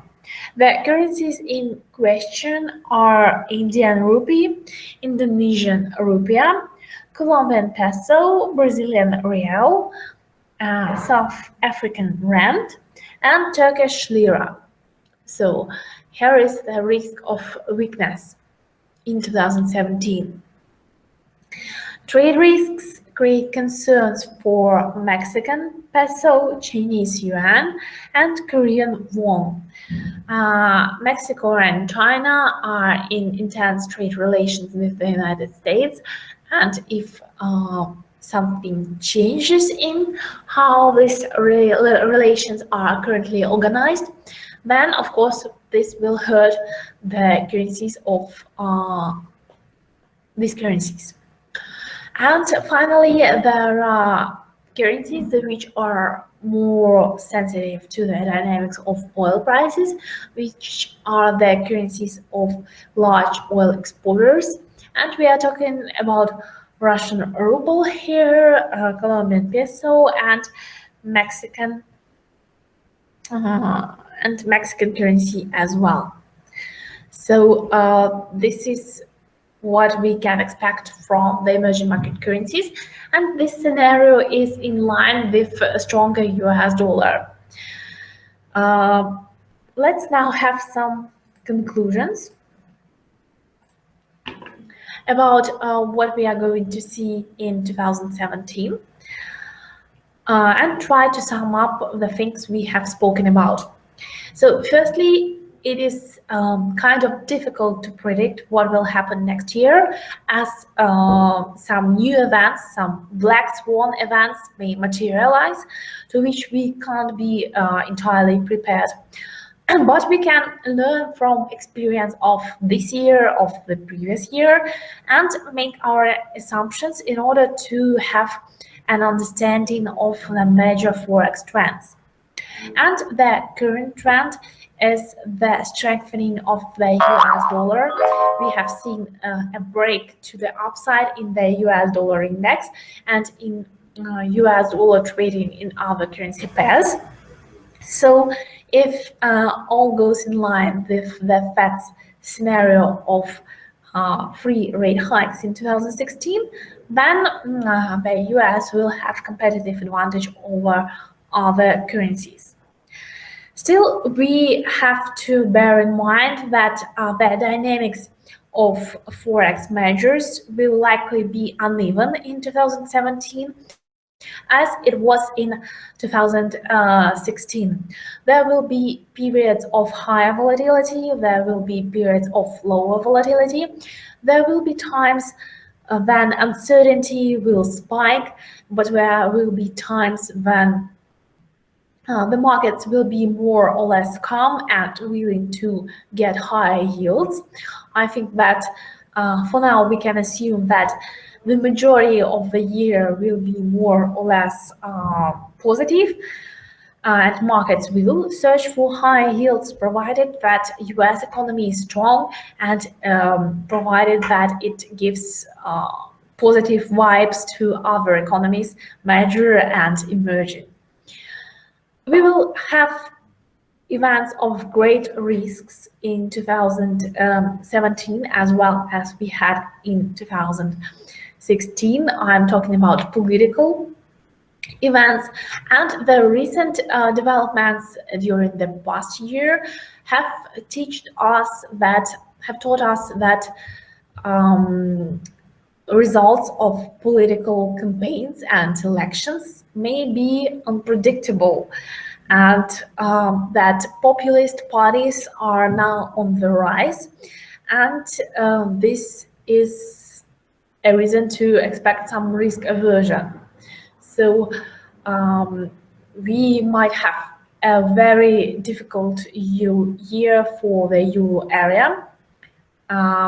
The loose monetary policy of the European Central Bank might somehow smoothen these political difficulties which will be caused by various elections. But the overall picture for the euro is negative, and the parity level is a likely level to be hit by this pair.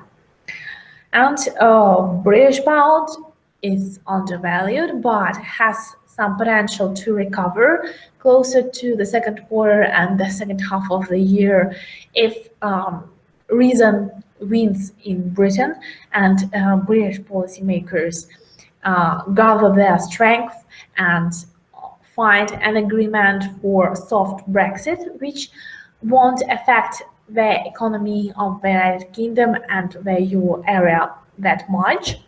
I think that they will have enough sensibility to do that, and that the undervalued British pound will be able to recover in the second quarter and in the second half of the year. And gold for now is not a good type of investment. We expect some more downside in gold, but we'll think about buying gold in the months ahead as we will get to the second half of the next year. So the point is that we won't have a universal dynamics of the Forex market during the entire year. Probably we'll see the picture a bit like we saw in 2016, then the first half of the year and the second half of the year were a bit different, and as a result we will have trends for the first half of the year and some reversal to take place in the second half of the year.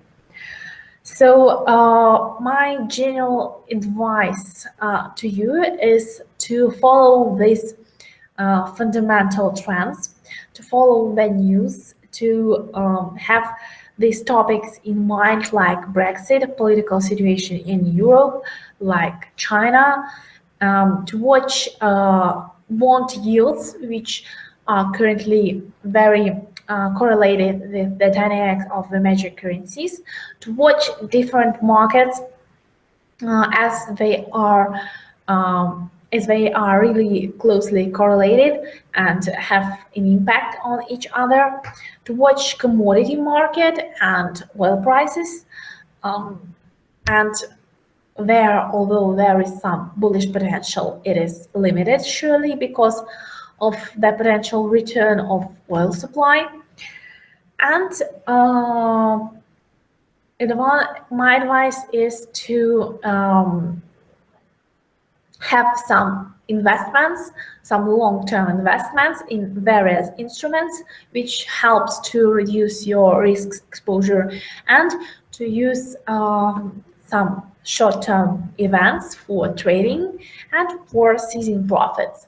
Also, we'll be having, I hope, webinars, the weekly webinars, which should clarify the short-term picture for you. So I really hope that this webinar was useful, and that I've managed to tell you something new and to give you some insight about Forex market outlook in 2017. I remind you that it was an analytical report by FPS.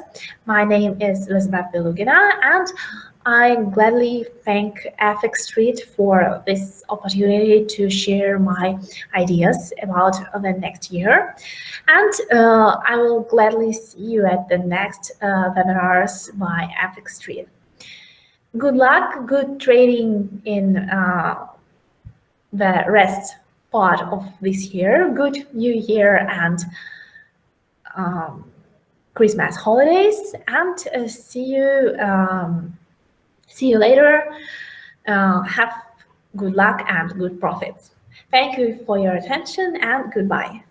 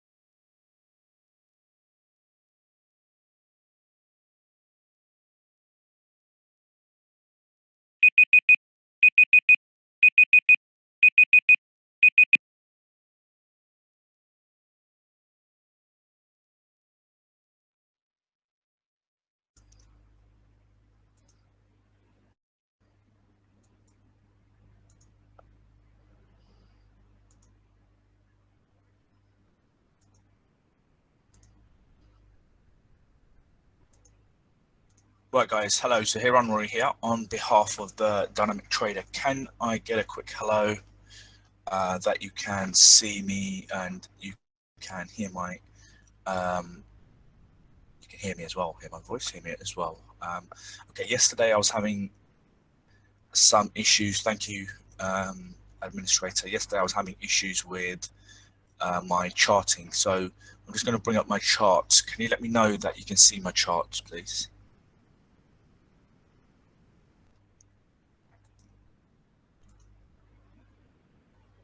So I'm showing my charts right here at the moment. Are you able to see my charts? Still chat. Okay, so we're having the same issue as yesterday. Okay, I'm just going to close down my charting package. And I'm just going to restart it. So I'm restarting my software. My software is eSignal.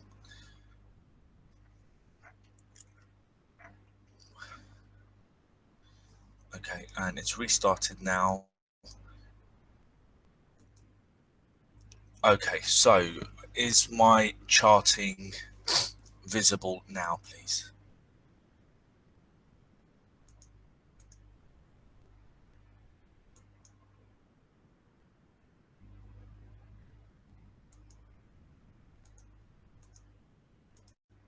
No.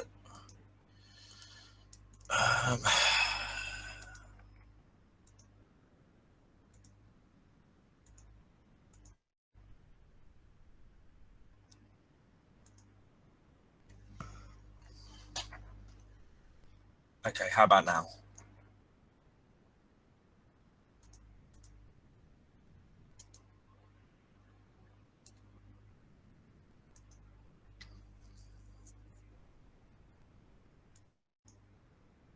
Okay, so you still got the Hangout, still no charting coming through.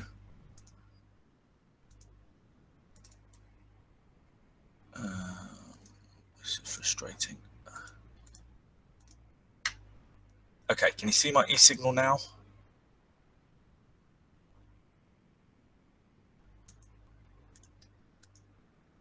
Yes, okay. And is it still showing, or is it the chat that is showing now?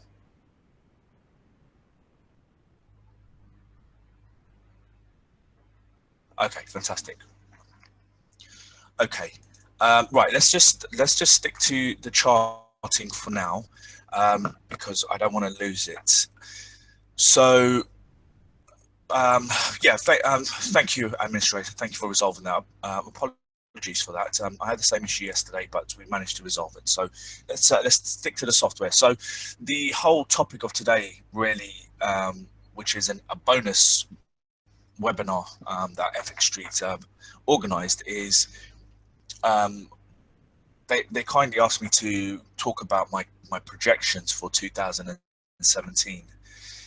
It's an interesting topic because whenever people ask me about projections, what do I see happening in the future?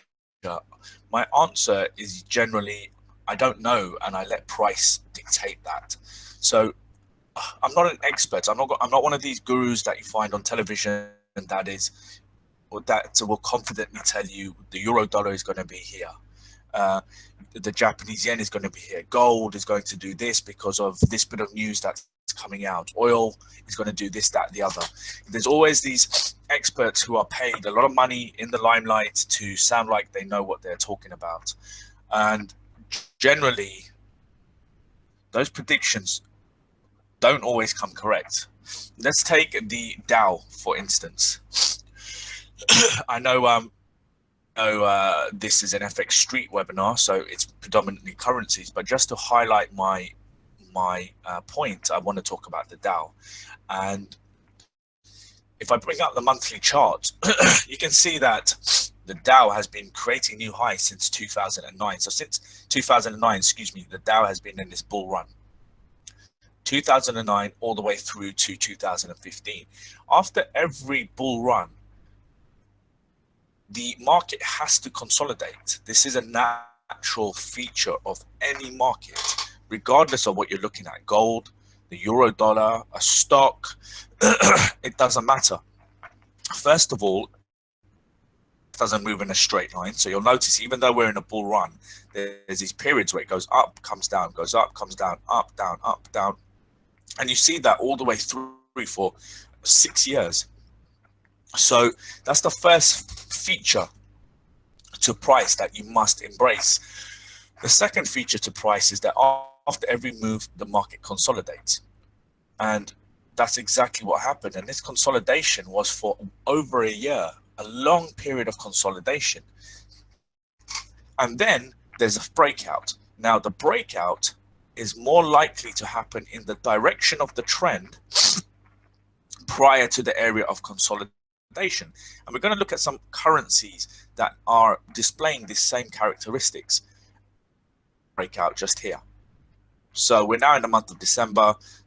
So in the last month or two, there's been a real there's been a real breakout to the upside. There was a bit of a breakout going back a few months prior. So December, November, October, September. So around July, around that period, July, August, we had a breakout to the upside. It was short-lived. We had a reversal back in to retest the 18,000 level, and then we've had the bounce up in November and December. Now, as these highs are being created, you will often hear in the news that these highs cannot be sustained and there is going to be a reversal at some point. You had tried and predicted a reversal from 2009 to 2015. That's a 6-year period that you would have been wrong. Yeah, there was a little bit of a period here where it reversed, but this is more of a correction. And that's simply because price broke through the major support level of 10,000. So it came back to retest it and then went on the next leg. So my point is, you really want to ignore a lot of predictions and you want to allow price to dictate what it intends to do for the coming days. And there's a very simple way of looking at this. And the answer is round numbers. If price breaks one round number, then it's very likely going to move to the next round number. Think about if you're jogging. If you break 13 kilometers, you want to get to 14, then 15, then 16, then 17, and you want to try and make it to 20 kilometers. If you get past 20 kilometers, you'll start again, 21, 22, but you're not going to stop at 22.4 kilometers unless you get injured. Psychologically, you're going to try and get to the round numbers. So 21, 22, 23, you may not make it to 25, which may be your ultimate goal, but you'll make it to 23 kilometers, and that's where your stamina takes you to. Price in the same way. Look at where price is heading towards now. Major resistance in the form of 20,000. If it clears this level, then 21, 22, 23, so on and so forth. And this is the way you want to allow price to dictate to you projections that are going to come in the coming months. We've got the same logic happening on the Nasdaq. So we can see that the Nasdaq has broken through. And when I say broken through, it's broken through these pink lines. And what do these pink lines represent? The pink lines represent the high, the low, and the close of the previous calendar year. So that's the high of 2015, the low of 2015, and the closing price of 2015. So these annual levels, if price is trading within these annual levels, I consider it a consolidation. What I want is price to be trading outside of these levels, either to the upside, where price has a bullish bias and I look for long opportunities, or to the downside, where price has a bearish bias and I'm looking for shorting opportunities. Just to note, I don't trade the indices. I use them as a guideline. But I'm just saying this to highlight the point. Now, you can see that it's trading to the upside. If it clears 5,000 of resistance, then we're going to see price move towards 6, 7, 8, 9. Those are the levels. Okay, so let's go back to currencies. And we're going to start with, and I'm going to be focusing predominantly on the dollar pairs. And that is because those are the currencies that are looking the most interesting. I'm not looking at them because they're the majors. I'm not looking at them because they are paired to the US dollar. No, I'm looking at them because that is those are the currencies, those are the group that are displaying signs of potential trends. And I am a long-term trend trader. And now to the market in a few days or a few minutes or a few hours, I'm looking to hold positions for as long as possible. Foreign exchange, I've held positions for 8, 9, 10 months. Stocks, I've held positions for over a year. So when these trends are in play, they're in play for very long periods of time, and the growth that can be achieved is significant. Very large percentage growth on a single trend. And that is because when I hold and the trend develops, I compound, I scale in, I add. The logic behind that is really do less for more money, for more profit. Day trading, scalping, first of all, it's inconsistent, it's stressful, but it's very, very unnecessary. Get away from that idea that thinking that day trading is the way forward. It isn't. Okay, so if we look at the euro dollar, the first tool that we'll look at, or the first indicator, if you like, on my chart are the channel, this red and the green line. Now, the horizontal part of the red and the green line is simply highlighting major pivots. So if you look at this high point, the pivot level, and for me, a major pivot is a high bar or a low bar with a minimum of 10 bars on either side. Have rules to the way you trade, guys. Have rules. If you don't have rules, you'll find it very difficult to apply consistent technical analysis. I have a book that I'll be sending out to you guys at the end of the webinar. If you haven't got it already, please email me, zaheer@zaheeranwari.com. This ebook will explain to you how you should be doing technical analysis from a long-term trading perspective. It'll give you clear rules, it'll remove subjectivity, and these rules are proven. A lot of the rules come from the logic before the internet, when old school traders used to draw charts by hand. That's the way you want to be trading. You don't want to get caught up in this new school way of trading on the 5-minute time frame on a £1,000 broker account.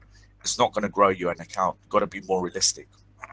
So these major pivots, now if we look to the right hand side, you'll notice that these major pivots are associated to those round numbers that we were talking about.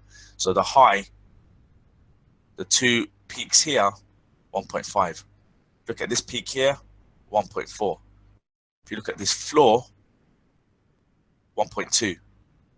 If you look at where price was consolidating or is consolidating, 1.1.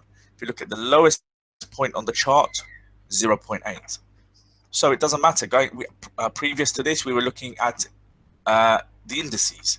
Now we're looking at a currency. The logic is exactly the same.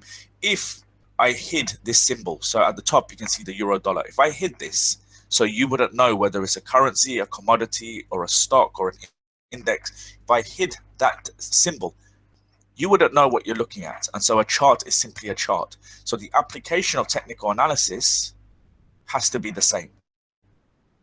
There are certain differences to be aware of. For example, stocks, you've got volume, you've got gapping, you've got earnings season, you've got the indices. So there are certain characteristics that are unique to each market.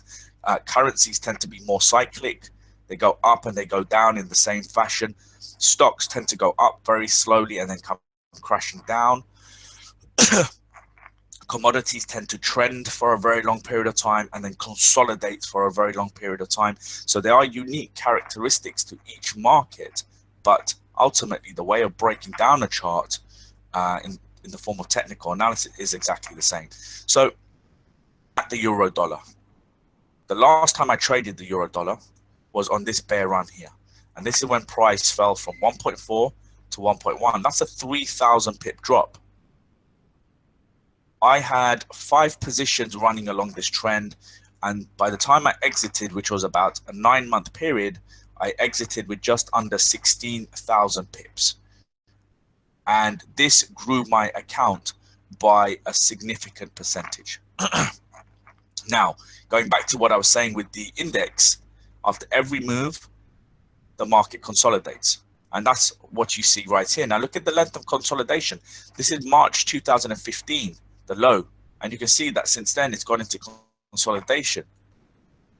We're now in December 2016. So look at the length of that consolidation. One of the key aspects to trading is understanding how to manage a portfolio. I often hear people use arguments such as, oh, I can't trade like that because that doesn't suit my personality. It's absolute nonsense. It's absolute nonsense. You cannot use that kind of mindset to come into the market and say, that doesn't suit my personality. What you want to understand is how the markets operate. And you then want to adapt yourself to the market. Regardless of what personality you have to adapt yourself to the market first. Once you've adapted yourself to the market, you can then tailor certain approaches to you. So for example, you may be more aggressive, get in earlier into a trend that's established itself. A more conservative trader may wait a little bit longer. You may adapt. An aggressive trader may like to risk 2% per trade. A conservative trader may want to risk 1% per trade. That is how you adapt. That is how you adapt trading to the way you are as a person. But before you get to that stage, you have to understand what kind of market conditions you're in. Are you in a trending market or a consolidating market? If you're in a consolidating market, you generally want to stand aside. There are sometimes strategies that you can use to trade consolidations, but in general terms, you want to be standing aside. In a consolidating market, you have more chance of losing money. In a trending market, you have more chance of making money. This is a fact of the market. This isn't something that I'm making up. This is a fact. When you have a trend in play, you have the weight of the market in your favor. This is where the market makers are, the institutions. This is where the liquidity is. So you simply need to find an entry point and go in that direction of the trend. Whereas when you're trading consolidations, market makers generally have left at some point and they've gone somewhere else to cause trends. It could be another currency, it could be another stock. This is why you must have good software to be able to highlight these opportunities, and this is why you want to have a big, you don't want to just be looking at the euro dollar all the time. It's not going to make you money. So and the euro dollar is highlighting that. Here is the trend where we made very good profit. And here is the consolidation. Now that 16,000 pips that I mentioned, guys, during that 9-month period, it took me no more than 15 to 20 minutes of screen time in 9 months, not 15 to 20 minutes a day, 15 to 20 minutes in total in a 9-month period. It doesn't take a lot of time to make very good profit in trading. What you guys need to understand is that trading has its own set of skills. Just because you may be good at maths or good at economics, or you may be a business owner of a 7 or 8 figure company that you've started from scratch, doesn't necessarily make you a good trader. You have to understand the set of skills that makes a good trader. And remember, it's a skill. So what does that mean? It can be learned. It can be nurtured. It can be perfected. But you have to be open to the fact that you may not know what that skill is right now and that you've got to learn it. Don't think that just because you've opened a broker account, you've downloaded a bit of software, you put a bit of money into that trading account, that you suddenly are going to be a good trader. That's not how it works, guys. You got to remove the ego. You got to be humble. You got to adapt yourself to the market. You got to learn what you're doing, and then you've got to start giving it time to see that money coming in. If you give it time, and I'm not talking about 10, 20 years, I'm talking about, anywhere from 2 to 5 years. If you give this time, you'll be very handsomely rewarded. Of knowledge. Think about it as a startup. Most startups fail in the first year. Trading, effectively, if you start trading, it's a startup. So your goal really is to make it to the second year. That's your first goal, is to make it to the second year without blowing an account. If you've already blown an account, then technically you failed as a startup. Of course, the joy of trading is that you can simply put in more money. The broker is happy for you to load it up with more money. You've blown £1,000. Let's put in some more. It doesn't matter. But technically, as a startup, if you've already blown an account, you failed. I started trading in 2007, and in almost 10 years of trading, guys, I've never blown a trading account. And that's not because I'm a genius or a wizard. It's simply because I approached it in the right way. I found someone to teach me. I got a good mentor. I invested good money into software, into training, and then I started leveraging the salary that I had coming in. Years to become a full-time trader. If you do it correctly, you can do that in a much quicker time. But going back to 2007, given the time and the money that I had coming through, the software at the time, the support at the time, 4 years is a very good achievement. But if you do it correctly, you can do it within 2 to 3 years. Okay, so going back to what I was saying, Once price has broken out of the support, look at what's happening. We're seeing weakness to the downside. Price closed below this pivot support yesterday, but that's still too early because given the length of this consolidation, price could just bounce back up and stay within this consolidation. So I want to see a trend establish itself to the downside before I start looking to take any shorts. We do have the figure 1 here. So if you're aggressive, you'll get in above the figure 1. If you're conservative, so this goes back to what I was saying earlier, allow the trend to establish itself. Kind of trader you are, aggressive or conservative. We want to be trading trends. This is where the money is. Once this has broken, if we get an entry above the figure 1, we'll start looking to go short. Conservative traders will wait for the figure 1 to clear, wait for price to come below 1, so this becomes resistance, and then find an entry point going short, hold and compound strategically towards 0.9, 0.8. So if you like a projection, this is my projection. If this breakout doesn't hold, then price is going to reverse and it's going to stay in this consolidation. Breakout holds, which we want to see, and we want to see another leg like this trend to the downside, then we want to see price move towards 1. We want to see it clear 1 and then go towards 0.9 and then 0.8. That's a move of 2,500 pips. That last move, which was around 3,000 pips, was over a year. This move going forward could materialize over the following 6 months to a year, given the length of what's happened here. And why am I saying 0.8? That is because it's the lowest point that we can see at the moment. If I compress the chart, you can see that we've got a further low going back to around 0.5. So those are my projections. Now looking at the weekly, we're below the weekly 200, giving price a bearish bias.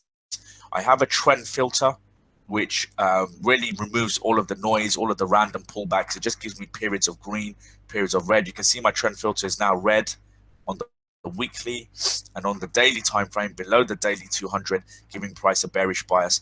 Trend filter is also red. So this is really looking interesting because on the monthly, price is below the pink line, so it has a bearish bias. Below the 200 on the weekly, below the 200 on the daily. So that's alignment, so bearish alignment across all the time frames. And I've got the red trend filter on both time frames. For now is a little bit more further weakness, and then I will look to start entering. I may be aggressive depending on how much space there is to the figure 1, or I may be conservative. I'm going to allow price to dictate that. Okay, let's have a look at some of the other currencies. The euro Canadian dollar, that's looking fairly interesting as well. Now the euro Canadian dollar is inside the pink lines, but it is moving to the downside. It's below 1.4 currently, and if you look at where the next support level is 1.3, so we've got move of around 1,000 pips. If I'm looking to trade anything within the pink lines, based on the fact that there is space, then I would reduce my risk. So full allocation of risk is usually 2%. That is if price is trading above the pink lines or below. Inside the pink lines, if there is potential for money to be made, I would reduce my risk to 1% or 0.5%. If you look at the weekly, below the weekly trend filter is red. Below the daily 200 trend filter, below the daily 200 trend filter is red. And if you take price from this point here, apart from this spike, you can see that price has been trending quite nicely to the downside. So if you look at it from this high point here, where it found resistance at the high of the consolidation, you can see that it's now trending nicely to the downside. And this is a good example of allowing a trend to establish itself and then finding an entry. So if it breaks below this pivot support, that will offer an entry to go short. So again, patience, allow that to work. Now, what are the projections? If you go to the monthly, projections again are simply round numbers. So 1.3. If it clears 1.3, 1.2. If I compress the chart, you can see that 1.2 is the lowest point on this chart. So the projections for this is in the direction of the trend, and that's for price to move towards 1.3, 1.2. If it clears 1.2, then of course all-time lows will be created, and we'll then like to see price move towards 1.10 and then the figure 1. So those are the projections for the coming months. Okay, let's move on to the DKK. Now, the reason why I'm looking at the DKK is because it's inversely correlated to the euro dollar. So whatever the euro dollar does, the DKK tends to do the same thing, but in the opposite direction. So if you have a look, we had a trend to the upside, and again, look at where it's trended to, round number 7. After every move, the market consolidates, and we're now expecting a breakout to the upside. If this breakout holds, then the projections are 8 and 9. And if you look at the past, we've got 2000 as the high. So long-term projection is 9. Ideally, price would look to break through this and move towards 10. I recently had a discussion with a gentleman regarding how I look for projections and how far price can move, and the tool that he uses is Fibonacci extension, which I'm sure several of you probably use for target levels. For me, I like to do as little as possible.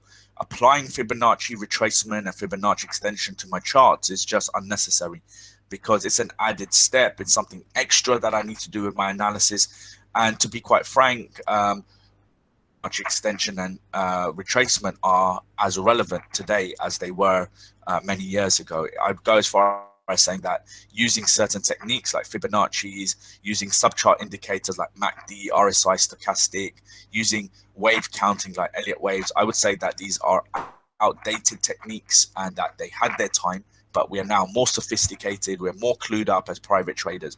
Instead of using Fibonacci extension, I would simply use round numbers. And if you cannot see how significant round numbers are looking at every chart, then you're really missing the point, and you are really the term I would say is that you're being attached to something. In trading, don't have attachments.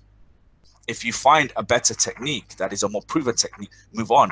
Don't have attachments to charts. Don't just be attached to the euro dollar because you feel comfortable with it. You only want to have an attachment for as long as that currency or that commodity or that stock is paying you. As soon as it stops paying you, drop your attachment, move on to the next instrument. This is a fact of the market. This is a fact of portfolio management, okay?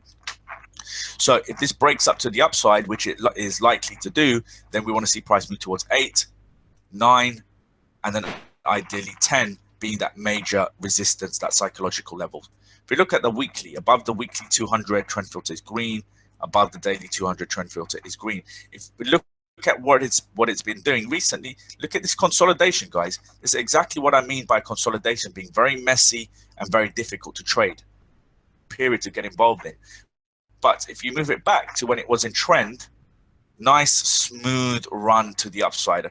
Where the psychology of trading comes in is allowing for these pullbacks to happen and then the next leg up. You don't want to close off your positions and panic. You want to stay mechanical. You want to have well-placed stop losses that allow for these pullbacks, and you then want to hold and allow the breakout to happen and to continue. If you're in front of your screen, you're going to panic. A trend is a function of time.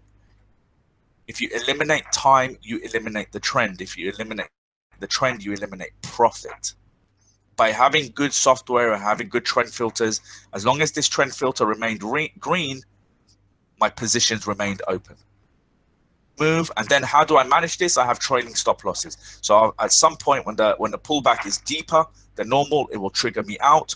But look at how long I can potentially stay in the trend for. After every move, the market consolidates. We're now seeing price looking to push through this resistance. Once a trend establishes itself to the upside, we can start looking for long opportunities. Okay, the next currency we'll have a look at is the pound dollar. Okay, pound dollar, I was short here for good profit, and then I was short here again for good profit. What I'm now looking for is a move back to the downside, further weakness, and then I can look to start shorting again. I was short for good reason, and then during the result of the US election, price reversed and stopped me out. Where did it fail? 1.2. Where did the trend start? 1.7. Round numbers. If you look at this whole bumpy period here, where is it? 1.5 half figure. Through retest, next leg down. Classic price action movement. Look at where the bounce went to, 1.6. Look at where this broke through, 1.4, bounce back up, 1.5. These aren't random levels, guys. So when you go onto the larger time frames, price to a certain extent becomes predictable. If you're on the lower time frames, you're dealing with the unpredictability of random intraday noise. So what you're dealing with is all of this movement up and down day, and then it closes here. All of this random movement intraday closes here. All of this random movement intraday closes here. So you've got a trend happening to the upside, but because of all of that intraday noise, that is how private traders getting whacked out. So looking at the monthly chart, I want to see price break through 1.2. Now this is interesting. If I compress the chart, we can see that the low goes back to 1985, which is the figure 1. So if it clears 1.2, I would project price potentially reaching the figure 1. And I don't know. And I'm not going to say that it is going to happen. It's guaranteed to happen. All I would say is that if it breaks 1.2, then price is likely to move towards 1.1 and 1. Remember the logic. The trend is your friend. And so you want to keep on going in the direction of the trend. And the bear trend has been bearish since 2014 at 1.7. Since 2014, the trend has been bearish. So looking for long opportunities is really not what you want to be doing. Again, look at below the weekly 200. My trend filter is red. It was on this pullback that I got stopped out. And looking at the daily time frame, below the daily 200, trend filter is green. So I don't have alignment. Red on the weekly, green on the daily. And looking at this consolidation, it's very messy. So you want to be standing aside. I was short on this from 1.4. So this is Brexit.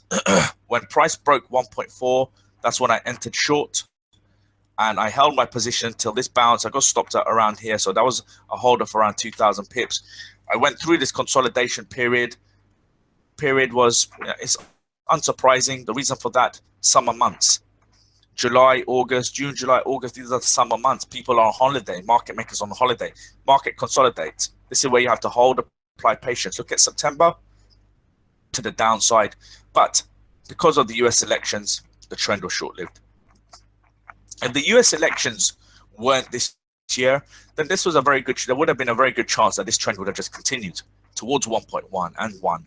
But that's the nature of the beast. You hold on for as long as the price dictates. So that's my projection for the pound dollar. I would expect all the other pound currencies to do something similar. So pound Aussie, pound New Zealand dollar. I would expect them all to do very similar things, which is if the pound dollar continues to weaken, then I would expect all the other pound currencies to weaken as well. If we look at the euro pound will be the opposite to the pound dollar because the pound is the counter currency. We can see that we're above the pink lines, bullish bias. Look at where it found resistance. It's now weakened. It's finding some kind of support level, and we want to see price bounce to the upside. If it clears this high, then the figure 1 would be my projection for the euro pound. Above the weekly 200, trend filter is green. Above the daily 200, trend filter is red. Now the daily 200, we want to see act as a level of support, just like we did here. Bounce. We want to see the same thing happening here, and we want to bounce to the upside. If you're a pullback trader, bouncing off the 200 moving average is a possible entry point. So if you're aggressive, you may want to get in long at this point around here, and you may see a bounce to the upside. Conservative trader would wait for this high point to be clear. Of course, that's quite a lot of time before that happens, but that doesn't matter. This is where portfolio management comes in. While this is setting up, you could be looking at the US dollar, Turkish lira, US dollar, Swedish krona, the euro dollar, the US dollar, DKK. There's stocks that are already in play. So just looking at the euro pound and waiting for this to clear here is not necessarily a bad thing. Opportunities that are presenting itself. Let's have a quick look at the Turkish lira. Now I'm already long on the Turkish lira, and we can see why. Price is trading above the pink line, so it has a bullish bias. This consolidation, guys, round number 3. Price moved towards 4 and 5. Those are my projections. If it's trading above the weekly 200, trend filter is green, and trading above the daily 200, trend filter is green. Look at the move. Move, breather, consolidation, pullback, whatever you want to call it. What we now need to see is a breakout to the upside. Look at where that pullback happened to. And this is why I'm saying tools like Fibonacci extensions are very unnecessary. It pulled back to a previous support level. Previous support level. Remember, these are zonal areas, so price doesn't always come on bang perfect to the pip. But it came to this support zone. We've now had a bounce to the upside. What we want to see is price break and close above this pivot resistance, and that's when I'll start compounding and adding further positions. When that happens, it happens. I cannot dictate that. That's what down to the forces of the market, and that's price. But the likelihood of a continuation is stronger than a reversal. We're playing on probabilities. Okay, the last currency that I will look at is the US dollar, Japanese yen. And this is a good example of how currencies are cyclic. Bearish trend, bullish trend, bearish trend. We're now in a move to the upside. You can see that price is trading inside the pink lines. So if you're conservative, you may stand aside. If you're aggressive, looking at the way price is moving, it's trending, you may find an entry point but reduce your risk. Once it breaks above the high point, then we'd like to see price move towards 130, 140, 150. Those are the projections. If this fails within the pink lines, then we would like to see price reverse towards 100. If it clears 100, then this moves to the downside, which is just below 80. Above the weekly 200, trend filter is green. Above the daily 200, trend filter is green. Positions running since 110. I'm now looking for compounding positions. I'm now looking to add further positions to the positions which are running since 110. So you can see good profit now. So while the euro pound sets up, positions already running on the dollar yen. Positions already running on the US dollar, Turkish lira. Euro dollar top of my list, US dollar, Swedish krona top of my list, all looking very interesting.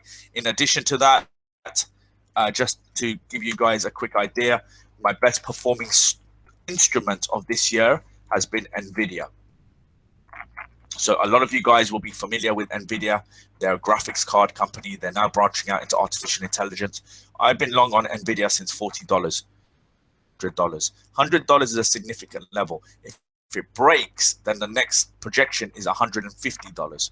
If this bounces, then I've got my stop losses in play that are going to protect me. I've got significant profit extracted already from this stock. I'm now looking to either protect that, I'm now looking to either bank that through my stop loss, or we're looking for price to break through 100 where my positions will grow further.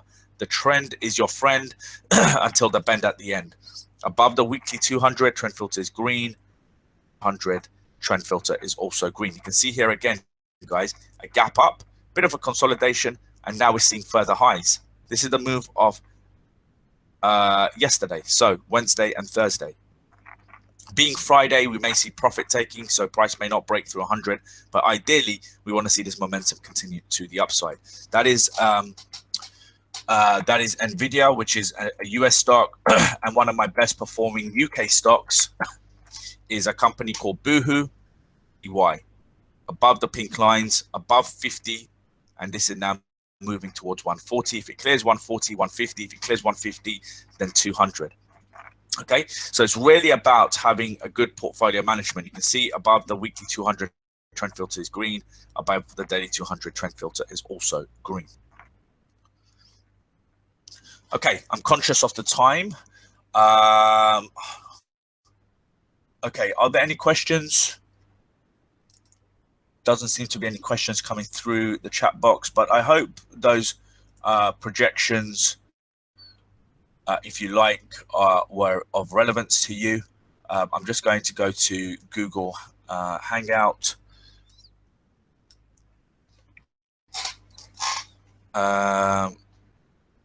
Okay.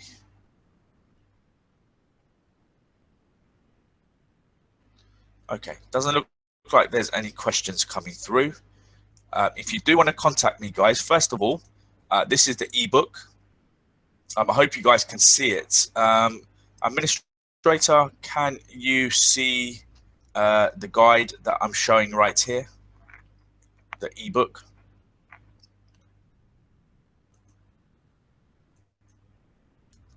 Okay,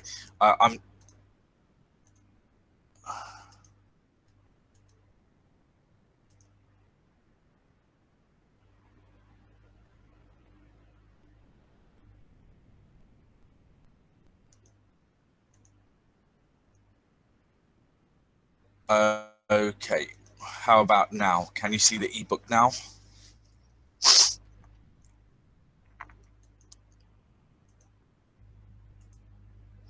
Okay, fantastic. Okay, so this is the ebook, guys. So if you haven't got this ebook, it's the Almost Complete Guide to Trading. It's written by Anne Chapman, an amazing lady who taught me how to trade back in 2007. And it's a groundbreaking ebook, guys. This ebook will change everything you understand about trading, the way technical analysis should be done, the way you should be approaching the market. It's a groundbreaking ebook. You're not going to find information like this anywhere on the internet. The internet is clouded with a lot of misleading and a lot of misguiding, a lot of inaccurate information.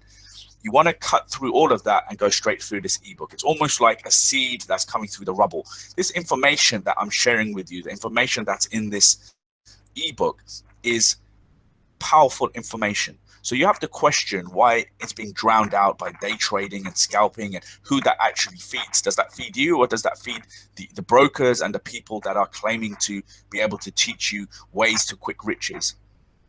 You have to question everything.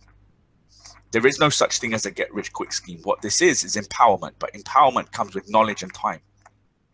So start back from the beginning. Go back, take steps back, and start with the foundation that may not be there. Something as simple as the trading bias, understanding that, and then establishing the trend. The difference between the bias and the trend is significant. Important resistance, pivot points, this goes all the way through to a trading plan. And the book comes with diagrams, explanations, everything. It's a good 60 odd pages of information. So please email me on Zaheer@ZaheerAnwari.com. So it's simply my name, Zaheer@ZaheerAnwari.com. You can also contact me through various other social media sites. Now, if you want to take your training, your trading to the next stage, we offer training. Training starts at £99 for a whole month of training. It's just £99, guys. Not invest that, and you'd rather lose that in the market, then you've got to question why you're trading. £99 for a whole month of training. That's community support, breakout strategy, pullback strategy, understanding compounding, risk management, portfolio management, trading, training in foreign exchange, training in stocks, access to some of the software, weekly webinars. There's just a lot of information and time that goes into this for £99. If you're in the UK or the EU, that's including VAT. So please contact me regarding the ebook and the training. If you want to contact me on Facebook, please add me. Just search for my name. I've also got a Facebook page, so City Trader Lifestyle. So if you search for that, City Trader Lifestyle, you can see that I put up a lot of charts and information. I'm on LinkedIn, so please search for me on LinkedIn. I'm also on Instagram, fx.mentor if you're on Instagram. And finally, please follow me on Medium. I'm not sure if you guys are aware of Medium, but Medium is owned by Twitter, and it's a blog site. And I with different currencies and stocks, etc. So again, just search for my name and please follow me. Lots of blogs. You can comment, question, everything that needs to be done. Okay, so once again, regarding the ebook and the training, please email me on Zaheer@ZaheerAnwari.com. Okay, that's me for today. Wishing you all a lovely end to the week and a wonderful weekend. I look forward to hearing from you guys. Thank you, administrator, and all the best for the rest of the year. And I'm not sure if this is the last webinar I do this year, but if I don't speak to you or hear from you, wishing you all the best towards the end of the year, and a wonderful Christmas and a happy new year. Take care, guys. Bye-bye.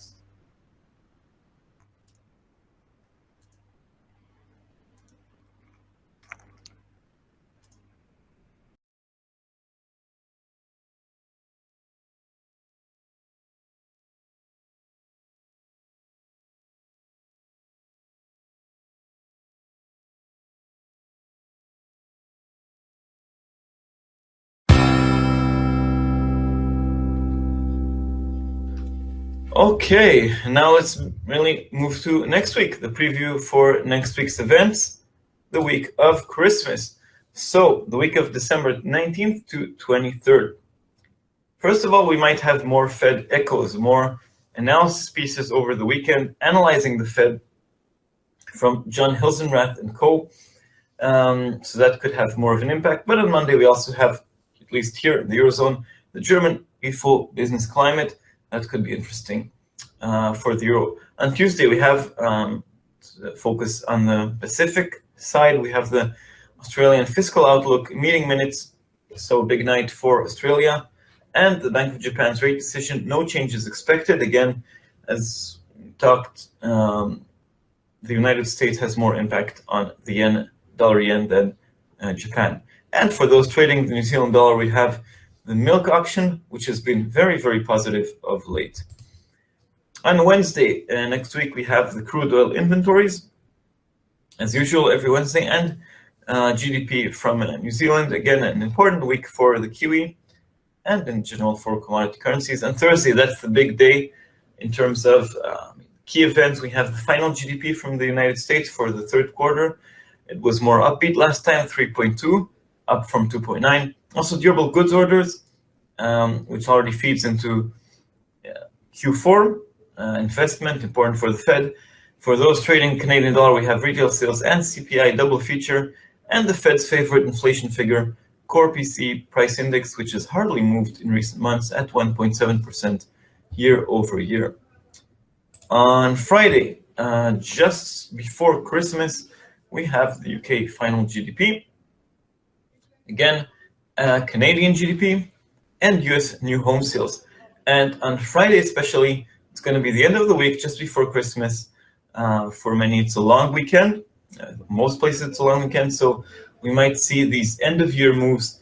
Will the dollar strengthen on these moves? I suspect it could weaken a bit, but we never know. Again, a lot depends on the Fed. Okay, so that's a preview for the week of December 19th to 23rd. All right.